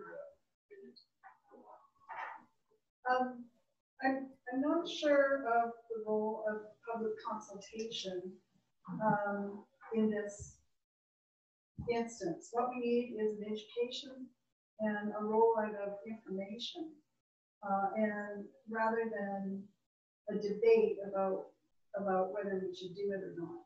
Because I don't think there's much question that we need to do it. We just haven't communicated why we need to do it. And as Councillor Grant mentioned, we need to keep the landfill for as long as we should. We should be using those organic and using compost and on it goes. There's lots of really good information there, but I wouldn't necessarily see it as consultation. So. Yeah, I had a very similar comment to Marie, just reading about rollouts in other communities from the lower mainland. Many communities went that way, Cumberland, Nanaimo Regional District, Victoria. In general, public consultation is generally not favorable because it comes down to education, and after it's actually out, people tend to then see the benefits of it. So I think I'm open to the education piece and potentially learning more about composting, but I think going to public consultation is similar to having a low-income high-rise go into a neighborhood and having a public consultation when it's something that, based on the information that landlords are giving us, is required. So I'm just hesitant on public consultation versus heavy communications and education over a period of time. Right, and just to be clear, I'm not looking for a public hearing. Just looking for giving more time for people to put their message through to us. So, all right. So are we still on defeating the original motion? I believe we are, aren't we? So So right now, the original motion's on the table that council can either reaffirm or defeat, and if it's defeated, then a new motion could be. So if we defeat this motion, we could amend your suggested motion. Correct. Okay, Yeah. gotcha. Just want to make sure I know where we're Yeah. at. Okay. All right, so any further questions? So then, all in For, favor? for discussion. Councillor McKenna, go ahead. Assuming this motion is defeated and a new motion is brought to the table, when would the re-amended motion come back to council? Well, we can do that now. Yeah, we would be doing that tonight. So how would we do that tonight if we are going to go and create a communication plan to the original motion? What do you, maybe I asked my question the wrong way. Are we tonight going to vote on scheduled pickup for garbage, recycling, and organics? Well, that's not part of the new motion, but right. So my question, when will that come back to the table? When will that motion, when will that scheduling come back to the table? Will it be October? Will it be November? Will it be September? Do we know, or is that a question that can't be answered maybe to the CAO? That's not a question that we can answer right now, because part of it's going to be based on finding out what's going to be happening at a regional level. So there's two kind of paths that council has right now. The current motion is to head down the path that's already been decided, where council's made the decision that when we are able, and again, it's after the communications that goes out in the education piece, but when we are able to switch to the weekly garbage, or sorry, bi-weekly garbage, bi-weekly recycling, and weekly organics. And so that's the motion that's on the table right now. And that's just to go ahead with the education piece. Council, you've made up your mind on what you want to do.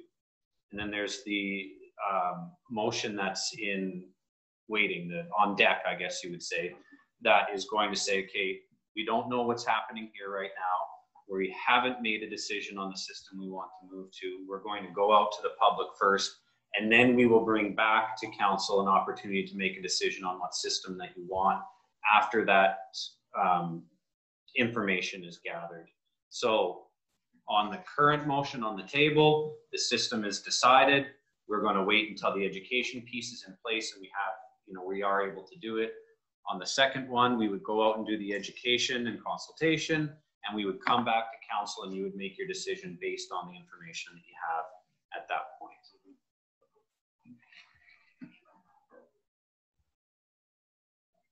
Is that good, Councillor McKenna? Not sure if you froze there or. Yeah, it's good. I wonder what consultation looks like at Councillor Swift's point. Like, are we going to ask the public what they want, I'm ready to take the vote, but I would love to know what consultation looks like, air quotation mark, and without, putting it out to the take emails. Like, what's the suggestion there on public consultation for garbage pickup? Yeah, and that communication piece will be decided upon on how we will do it.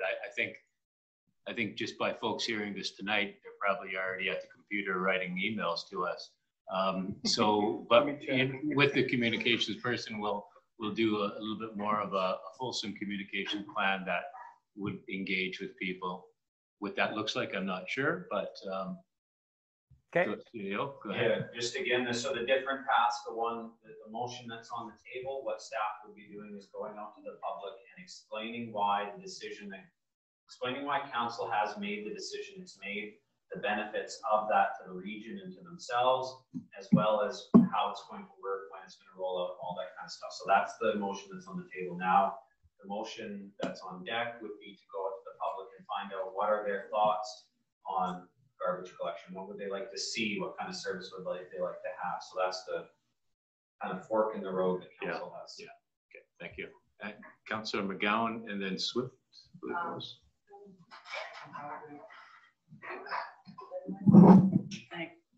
Thank you. Hi, Pat. I just wanted to point out in the I guess, sense of urgency that we have already established a climate crisis. And so I don't feel like there's much of a need to wait on this. Like it's a well-established practice. So just having the education piece, making sure everybody knows what's going on, how to do what, where to take everything and you know, how to manage. I think that's plenty for me. Councillor Swift. I believe that the only option we have after consultation are the options of the motions that we discussed the last time, and that being scheduling of whether we do recycling every week or bi-weekly. So we can go to a lot of trouble, but we really don't have that many options to discuss. And so where I would rather have recycling every week, that's not on the table. So I would be in a position, I would support the motion that we have already. Okay. Any other questions? So the vote will be on the motion at this time is the current motion that was on. So it would be all in favor of keeping that motion, correct? Okay, so tricked you, CAO unit. Just to make sure everybody's clear, so approving this motion will mean that council has made the decision on what system you'd like to move to, and what you're asking staff to do is to go and educate the community on what that means, why you've done it. If you defeat that motion, then you can go onto the on deck. So again, approving this motion means that council's made the decision on the system that you'd like to move to. All right, so all in favor of that motion? And opposed? Motion is it's approved. Carried. Yeah. All right, so okay, I'd like to read it now. All right, well, you know, fair enough. The decision has been made. I just we'll leave it at that. So thank you, Councillor Grant, and another councillor. So we'll move on. So now, where were we with the management report? Yeah, so now we're going to get into the management report. Okay, so I'll move receive the management report. Okay, all right. And any questions on that, Councillor Bissinger? Is there any schedule for marketing or anything like what's the process or where we have the program? Do you want to speak about that in open, your worship? I think it's just fair enough to say that we're waiting for a court date. Where there's been a backlog due to COVID. I think they're just starting to get things going again, and we're eagerly waiting. It's not being held up from the town; it's being held up by the system, the process. Yeah. You know, one thing to remember, it wouldn't be like you mentioned. It's not our court date; it's the Attorney General's court date. Yeah. So. Yeah. Good, thanks. Any other questions on management report? Seeing none. I have a question. Sorry. Yeah. No problem. On just actually, ironically, it's on item 1. So I assume now that, and I think I assume now through that last vote, that we are now going to create a formal communication plan, and it will be developed as we learn more about the organics program.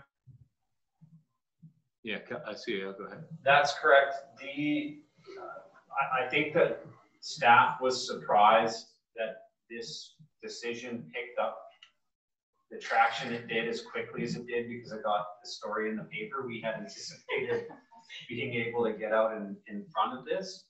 So we are going to try and see what we can do to manage the expectations of the community, let them know where we are, while at the same time, we do need to buy for some time because we don't know what's going to be happening on the regional level. So we're going to have to work that out internally on how we try and get that nuanced message out to the community. Thank you. Okay, thanks. Any other questions on the management report? Seeing none, all in favor? All right, carried. Thanks. Now we go to rezoning application RZ 19-7, development permit application DP 19-5, development variance permit application DVP 20-3. This is for 695 Aspen. Can we move all four at the same time? I was hoping you were going to say that. Separately. Because I'd be happy to Second. move 1 through 4. Second. Okay, so any questions on that? No? On adopting the bylaw, you should move them each individually. I apologize. Okay, Yeah. I'll move 1. All right. Second. Any questions? All in favor? Okay. Move 2. Any Second. questions? Any questions? No Come on, questions? come on. All in favor? I saw hands going up. Move 3. Looking for puppets. And, okay, so number 3. Move 3. Second. Any questions? All in favor?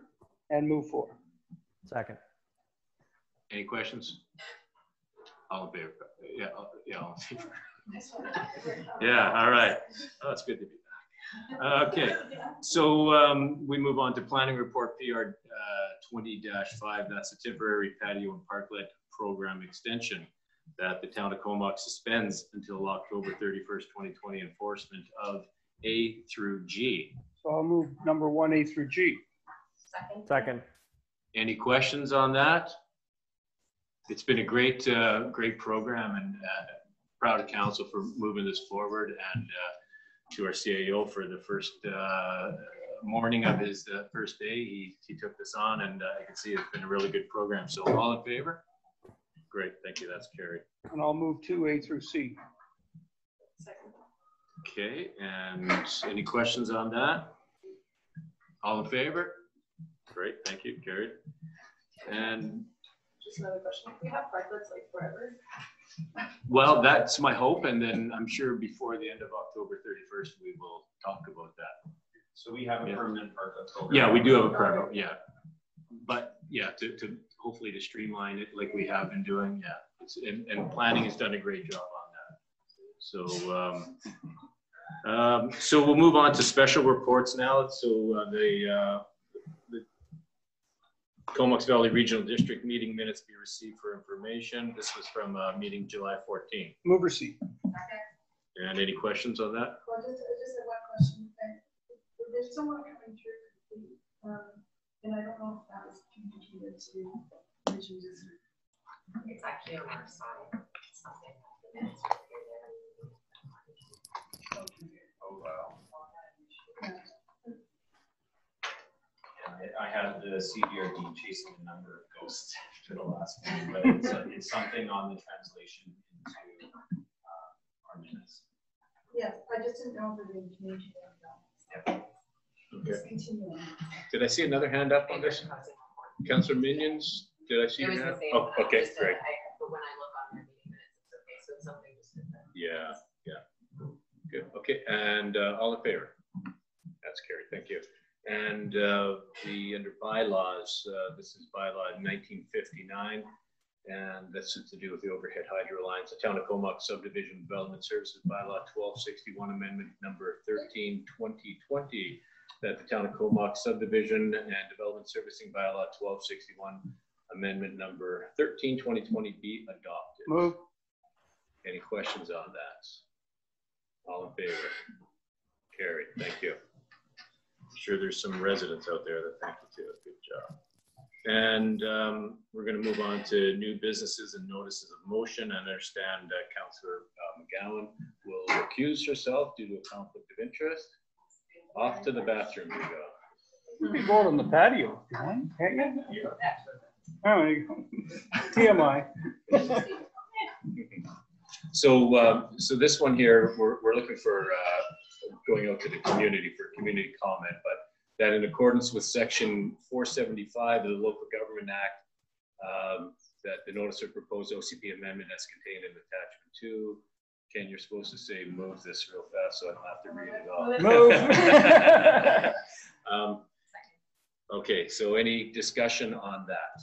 Again, this is just to bring it to the public. Go ahead, Councilor. Is there gonna be more details provided to the public, other than just like the map with the lots on it? Sorry, for the McDonald's Road, The Harold Bog development. OCP amendment application, just because in our package, it seems like there's not a lot of information, like it just shows like single family lots, and there's like 2 blocks that are assuming mixed use, not mixed use, but like mixed density housing, but is there more to it than that? That's There gonna be will shown be. to the public? So at this point, that's all that we have to to show to the public. And the idea is to allow for public input or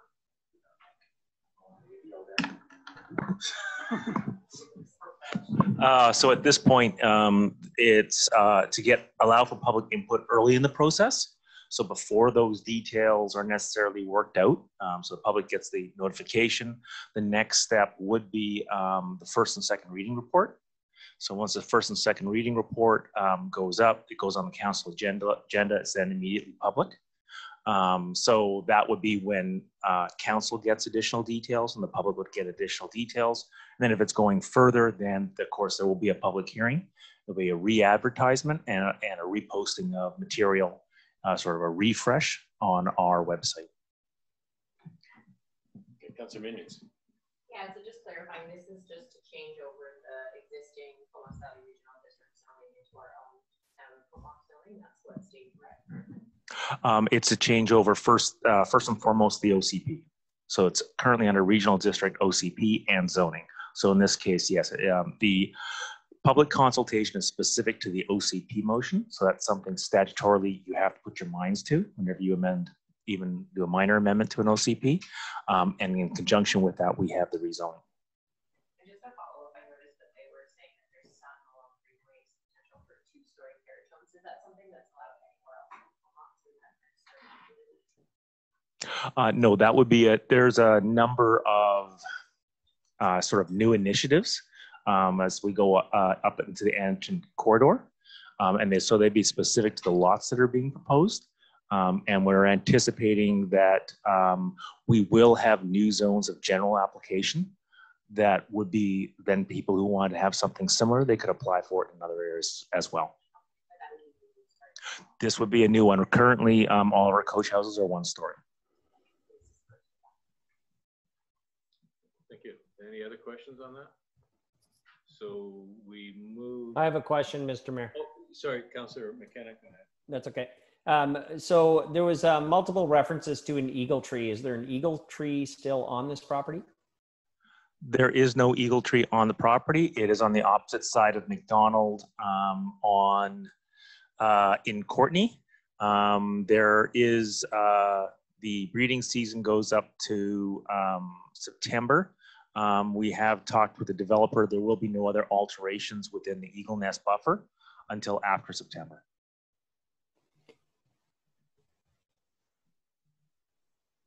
What kind of alterations could they make after September? Typically on Eagle Nests, you have two areas. You have an area in close proximity to the tree, perhaps 60 meters, perhaps 100 meters, where you can't touch any vegetation. And then you have a larger area, which is you can touch vegetation, but you're limited in the amount of noise that you can make during the breeding season. Okay, thanks. Bet you in planning school, you didn't realize you were going to have that question. No, it didn't come up actually. Copulating eagles. So the other question I have really is around what Councillor Bissinger has said, and maybe it's because we're not at the stage yet, but I was looking for more detailed drawings on the road access. There seems to be a lot of public conversation around Grummond and forgive me, I forget the other current cul-de-sacs that are seemingly now going to be road access and throughways. And so I expect in the public hearing, we'll hear more about that from the public. Correct. Yeah, thank you. Okay, thanks. Any other questions? So I believe it was just number one that we moved, or did we do? Okay, so number one. So all in favor of number one?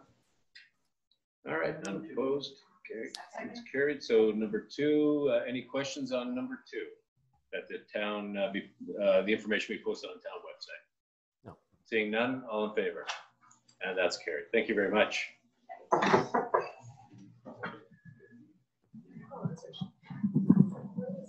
Yeah. Oh, I wouldn't know. Yeah. All right. All right, so now Councillor McGowan is back. So move on to the deployment of fire department to outside areas. The council policy number CCL 054 as attached to the fire chief's staff report to mayor and council titled Deployment of Fire Departments Outside Areas be approved. Move approval. Second? Okay, and any questions on that? All in favor? Carried. Councillor, okay, McKenna, that was a... Well, I feel the chief is here. We should ask him something. He sat on for like 2 hours. Yeah.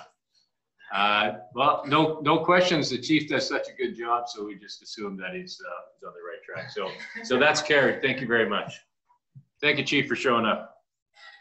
We'll move on to the planning report, development variance permit application DVP 20-06-1582 Balmoral.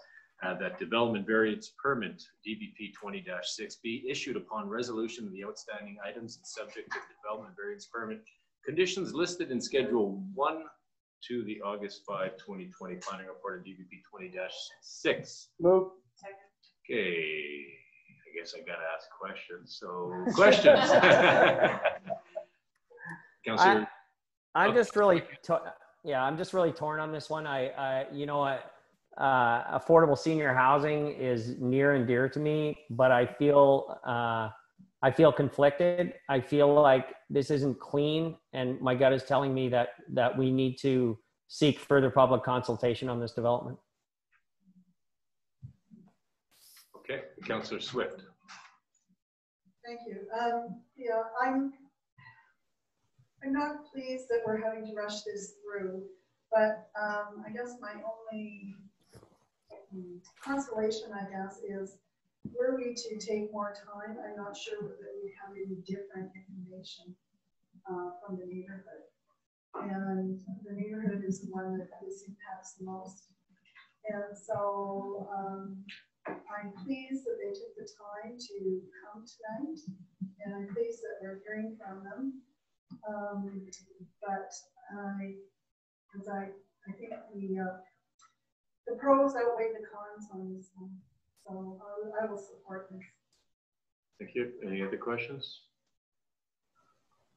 Well, my comment is similar to Councillor Swift's. You know, no matter what we do, it's not going to be perfect in that area, and we're providing much needed housing for our vulnerable citizens, which are the seniors in this case. So I will be supporting it as well.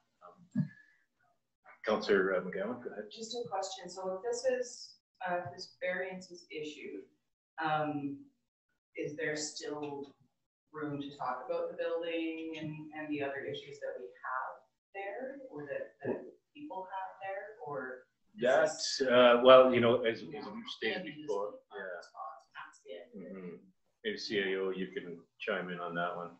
So if council approves this DVP, they still need to receive their development permit, and there's going to be some things that need to be done in that process. But I would not expect through the DP process, given what we know, there to be any significant changes. If council's hoping for significant changes, your time to act on that is going to be now.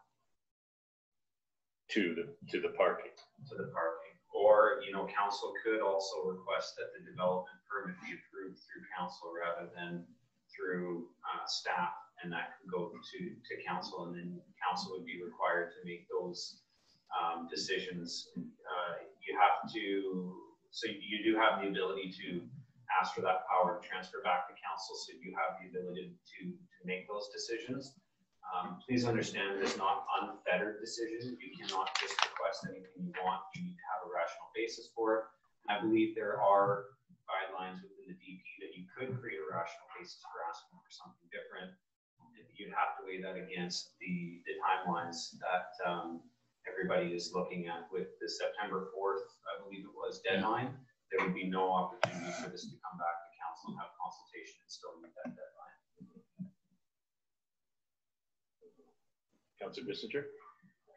Yeah, I guess I'm also torn on this one. I do feel like we're rushed, and it just doesn't seem like the design might be the best for that community. I do believe like a two-story would be better. I think the parking, I think Martin clarified that with the additional 11 spaces, so we're up to 30. So right now we're at 60%. I think that's a lot more comforting for the residents nearby.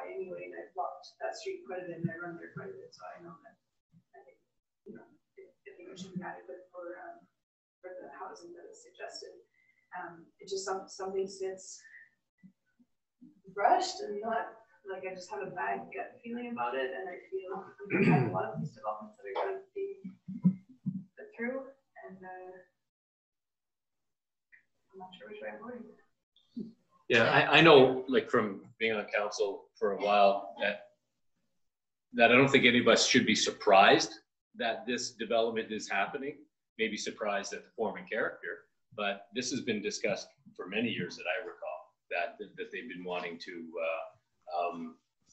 remove the existing building and put something there. It falls within the OCP.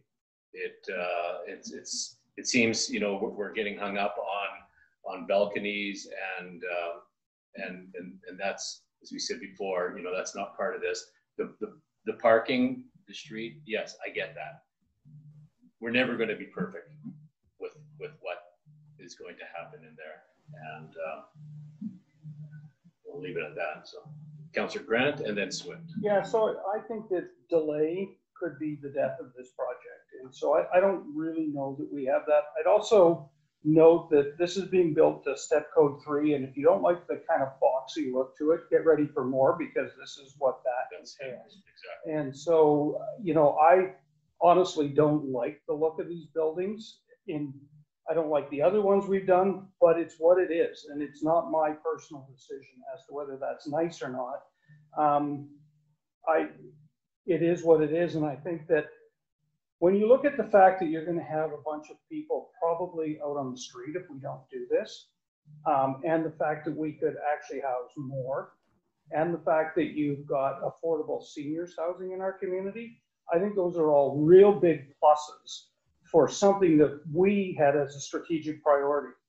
And as we do infill, this is the way it is. Every time you do this, this is the kind of decision you get stuck with. So I think that we have to look at this really seriously. I'll be voting in favor of it just because I think this is something that our community can really put their stamp on, as saying this is the kind of housing that we want to look at for affordable seniors for our community. So I know it's not perfect, but I think it fits a big need for our community. Thank you. Councillor Swift. Well, I appreciated the neighbors' attitude and encouragement and willingness to have that kind of density in their neighborhood.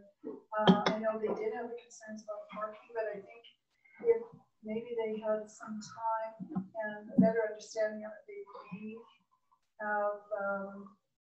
more comfortable with it. And I guess the other option is if that property gets sold, they could be looking at something far more imposing in that neighborhood. They're entitled to a 3-story building already. And then if you put a gabled roof on it and so on, that poor fellow is going to lose his view regardless. So I'm going to support this. I think, as I was saying, the pros outweigh the cons, and even for the neighborhood. I think once the landscaping matures, it will be just fine then. Mm-hmm. Thank you. I do have a question to the CAO. You may not know, but maybe Marvin does, but I haven't seen it in our 5-year plan about redesign of Balmoral, but is that something that we have down the road? Maybe Marvin knows. Are we looking at Balmoral? Because perhaps on a redesign down the road, you know, we can do the parking like we've done on Robb Avenue between Pritchard and Anderton, where we make the cutouts for the parking. So do we know that? Our Director of Operations isn't here to answer that, but. I can tell you that that portion of Balmoral from the mall to Pritchard is a minor collector, and it goes to a major collector. As we've had these rezoning issues about things like site plans have come up, I know that operationally we are looking at a time when we'll probably recommend that council consider putting in a sidewalk. On the south side of Balmoral, we only have one now on the north side. So I'm not aware of any major redesigns The asphalt's fairly in there. Okay. But I would anticipate, I know for certain that we're looking at pedestrian. And I would anticipate that there will be other sort of looks elsewhere on that street because of the issues. Okay, and maybe to our director, regional director people, we're not looking at the sewage line going through there, are we? Sewage. The route has not been determined. Okay. I'm just looking for a bit of a win-win here where we can provide more off-street parking somewhere down the road. So, all right, any further questions on this? So we'll take the vote and all in favor. Opposed? One opposed, carried. Thank you. We'll move on to, Councillor Bissinger is going to excuse herself and then she'll zoom home and zoom in. Yeah. Zoom. You're not driving a Mazda, are you? Zoom, okay. Yeah. Okay, I'll move all the correspondence under D. Oh, great. Second. Okay, any questions on that? All in favor? Okay. Trying to get there, okay. It's okay, no rush. We're waiting for Correspondence regarding Balmoral is all. Oh, that's okay. Yeah. Yeah. Okay, and all in favor? Okay, thank you. And we do have the proposed new council procedure bylaw. There was a little bit of a change that I asked the CAO to make, and that was regarding the electronic voting. So I think that was the only change that we talked about. So do the first have first reading and yeah, then make an amendment. Yeah. Okay. So Okay, I'll move first reading. Second. Any questions on that? All in favor? Okay. So then number 2, that the Comox Council Procedure Bylaw number 1960/2020 be given second reading. Move. Second. Okay, and so you want to make an amendment? yeah. So in it we talked about as it stands right now, we allow 2 people to participate electronically. Right now we're under this climate or the emergency, so we're all able to do it. But in normal times, we just have 2. The procedure bylaw is saying that everybody except the chair, which would be myself or whoever is sitting for me, has to participate in person. I would like to make a little bit of a change. I was originally thinking that we should maybe have 3 that could be electronic communication. That way it always leaves us 4 here in case of electronic failure. We still have a quorum here. However, maybe sometimes I think a little too much. So the CAO and I were discussing, and what we came up with is just to have a little bit of control over that. We don't want it to be a free-for-all. Everybody's sitting on the beach and and zooming in. And so that I need to find it. That Council Procedure Bylaw 1960/2020, Section 13, be amended to allow electronic participation of council only for reasons of being out of town, being sick, or for child minding. That was the one amendment that I would like to see. Councillor Swift. Well, I don't know, do we need to be that specific? I mean, Well, and that's. what if you want to look after your aging parent? So, Yeah.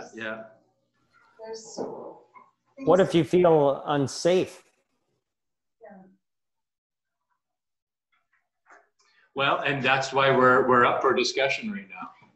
So. Well, I think your point is good that we should maybe look at how many should be here, because I've seen meetings in the past, not council meetings and not here, where, you got the angry mob and people didn't want to face the mob, so they didn't come to the meeting, right? And that's not the intent here. But I think maybe a number is maybe a better way to go, because I thought the same thing, like what if one of your parents dies? Yeah, I know, and you can grab the ideas, So I'm not sure how to go about that with the motion the way you've got it. Well, I could. Was your second one? Or are you just chatting? Oh, do you want me to second that? Okay, so second it, so yeah, we can discuss it. Yeah. Then the easiest thing to talk about a different option, and then defeat, if you don't like this option, just defeat it and introduce a new option. Okay, so let's all in favor of this.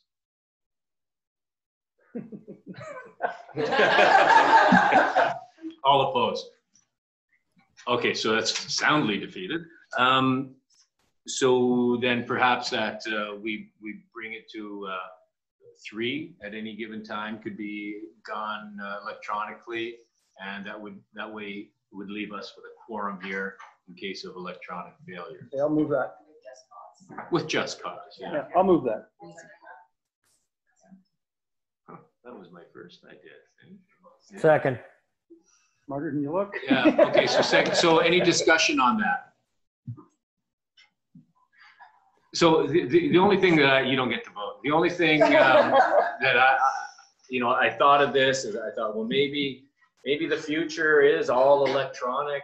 And so I did struggle with the 3, but I still think it's important that we do our best to be here in person. This is crazy times right now, I get that.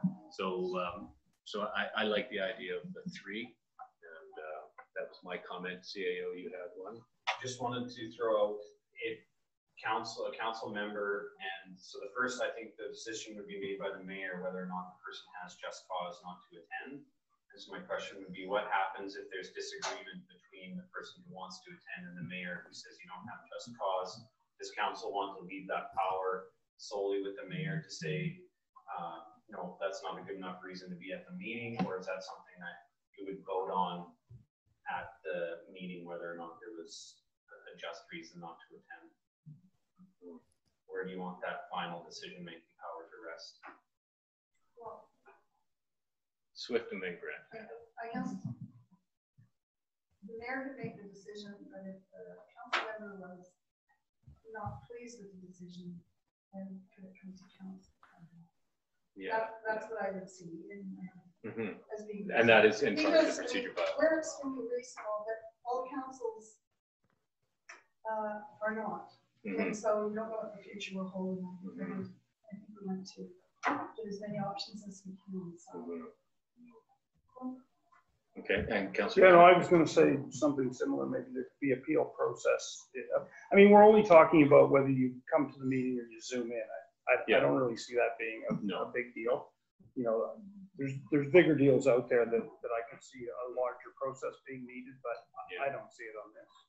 Yeah, and under the emergency status that we're under, we get carte blanche to zoom in from home anyway. So, okay, so any further questions on that? All in favor to that amendment? And that's carried. So, all right, thank you.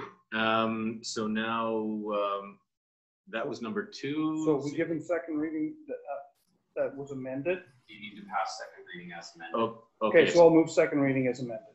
All right. Second. Okay. Any questions? All in favor? And then move third reading. Carried. And so we got a mover for third, a seconder for third. And any questions on that? All in favor? Carried. Thank you.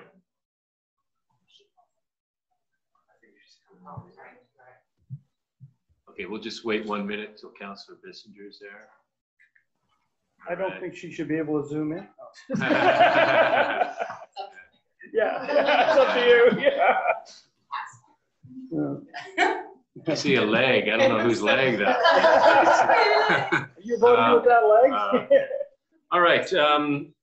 Okay, thanks for that. So we are now, I'm just going to catch my spot here. We are now down to employee criminal record check policy. The council adopts the town of Comox employee criminal record check policy attached as Appendix A to the Chief Administration Officer's August 5, 2020 report. The council, the employee criminal record check policy. Vote. And any questions on this from anybody? No questions? Seeing none, all in favor? That's carried. Thank you. And we have some correspondence here from David Murray, request for restricted parking in front of 221 Church Street. So move receipt. Second. And do we just want to refer this to staff to deal with, or do we want to make a decision? It's not a bad idea. Like, I don't see it as a bad idea. Yeah, it's a good idea. You know, I think we should refer it to staff and see if we can do it.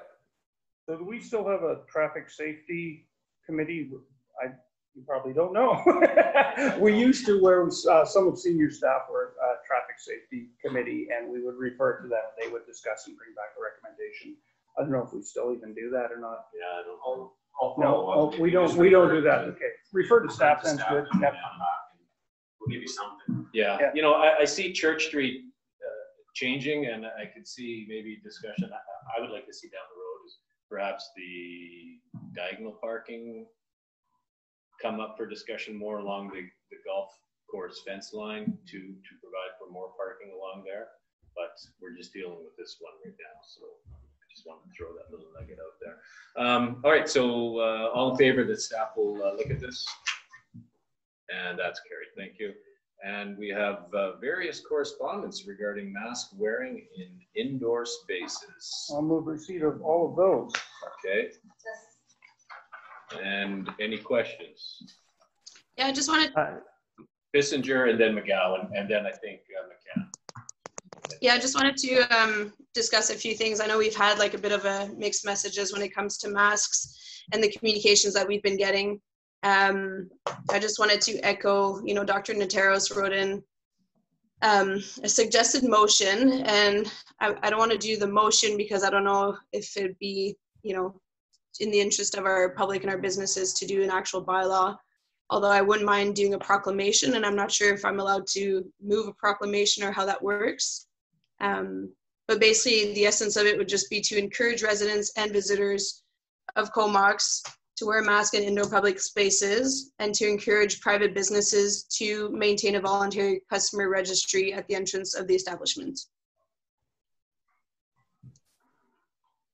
So I'm not sure where I can go with that, but I know we've seen an increase in cases. I know we're lucky to be in Comox and on Vancouver Island where there's quite a bit low cases, but I guess just from my own personal experience, I had a scare last week. My husband got tested for COVID, and I went through he's working in Vancouver these days, and I went through my head of all the places that I've been to over the past 14 days where I've worn a mask and where I haven't.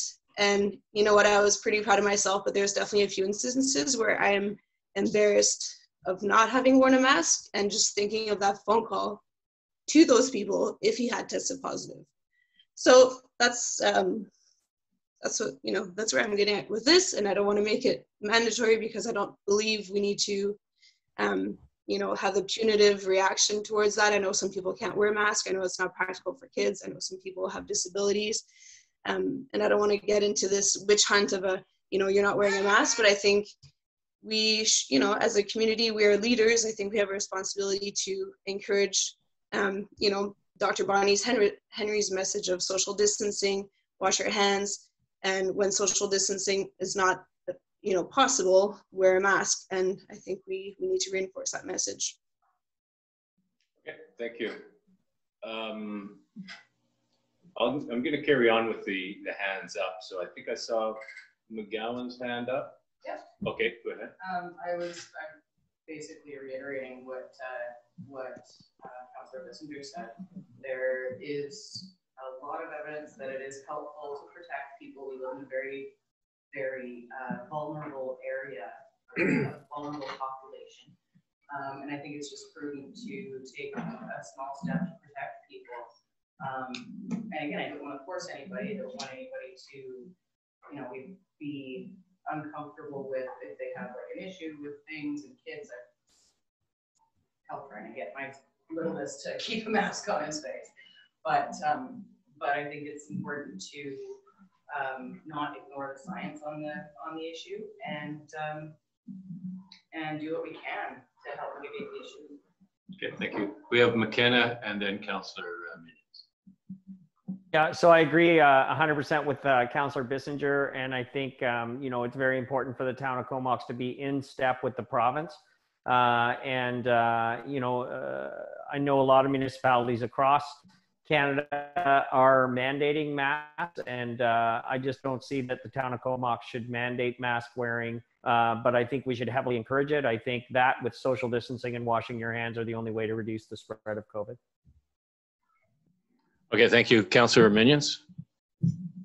Yeah, just a quick comment. Well, I think people know the information from the province and we have. I don't support a proclamation. I think that people have the information and we don't have enforcement or bylaw to do anything. And I just think we should continue to support what the province and VHA is saying, but not go there because I think it's outside of our, I don't know that it would make any difference at this time. So okay. That's not our mandate. So. Thank you. Any further questions on that? On any of these things? So Councillor Bissinger had put a request for a proclamation. I guess she make it a motion if we have a seconder, and then we can discuss whether or not we want to do a proclamation. So, sure. Yeah. If I can move the proclamation, then. Yeah. And we got a seconder. We're ahead of you. Okay, CIO. Just want to make clear, so the proclamation would be coming from the town of Comox, encouraging. Can you read out the conditions that you had there one more time? Sure. To encourage residents and visitors of Comox to wear a mask in indoor public spaces, and to encourage private businesses to maintain a voluntary customer registry at the entrance of the establishment.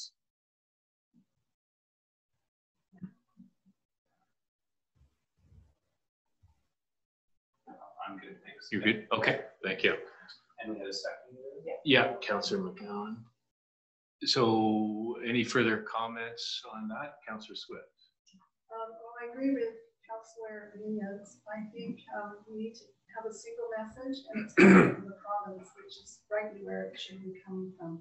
And I think we can support that, but I don't think that we should be doing anything extraordinary beyond that. Thank you. Any further questions on that? Comments? Yeah, I fall in line with Councillor Swift and Councillor Minions as well, and I understand the angst that's going on in the province and the world with this, and I think our public health professionals at the local level here, Dr. Enns has provided us with great information. Dr. Bonnie Henry, we know she's been doing a great job too, and while I totally respect Dr.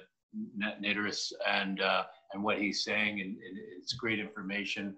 I don't feel a proclamation is in order for that. And at this time, I'm going to follow the words of our public health people. So, no other questions or comments on that, Councillor McKenna. So you just contradicted yourself, Mr. Mayor, because those are the words of our public health officials. Exactly what Councillor Bissinger said. Yeah, well, thank you very much for that. Any other comments on that? All in favor of the proclamation? We've got 3 opposed, and that's defeated. Thank you. All right, so we will move on to Amanda Howe, the mental health outreach needed for the Comox Valley Assertive Community Treatment. I will move receipt of that, and I think she's asking for a letter to be sent. Is she not? Yeah, to the provincial government. Okay, and that we do the requested action. Yeah. Okay. Any questions on that? All in favor? Okay, that's carried. Thank you. And Ben Pyers, the colonial name of our province. Move receipt. Any questions on that? Okay, and so we're just going to move receipt of that, and all in favor? And that's carried. Thank you. And Lynn Shaw regarding some noise. I'll move receipt. Second. Any questions on that? All in favor? That's carried. Thank you. And Mary Carter requesting more park benches in the shade at Stewart Street and Balmoral Avenue. I would move receipt. Do we want to refer that to town staff? Parks, maybe? Yeah, maybe move it on. And refer to park staff. Yeah, okay. Any questions on that? All in favor? Carried, thank you. And We go down to, I guess, public questions. And there was 2 public questions that were sent in electronically.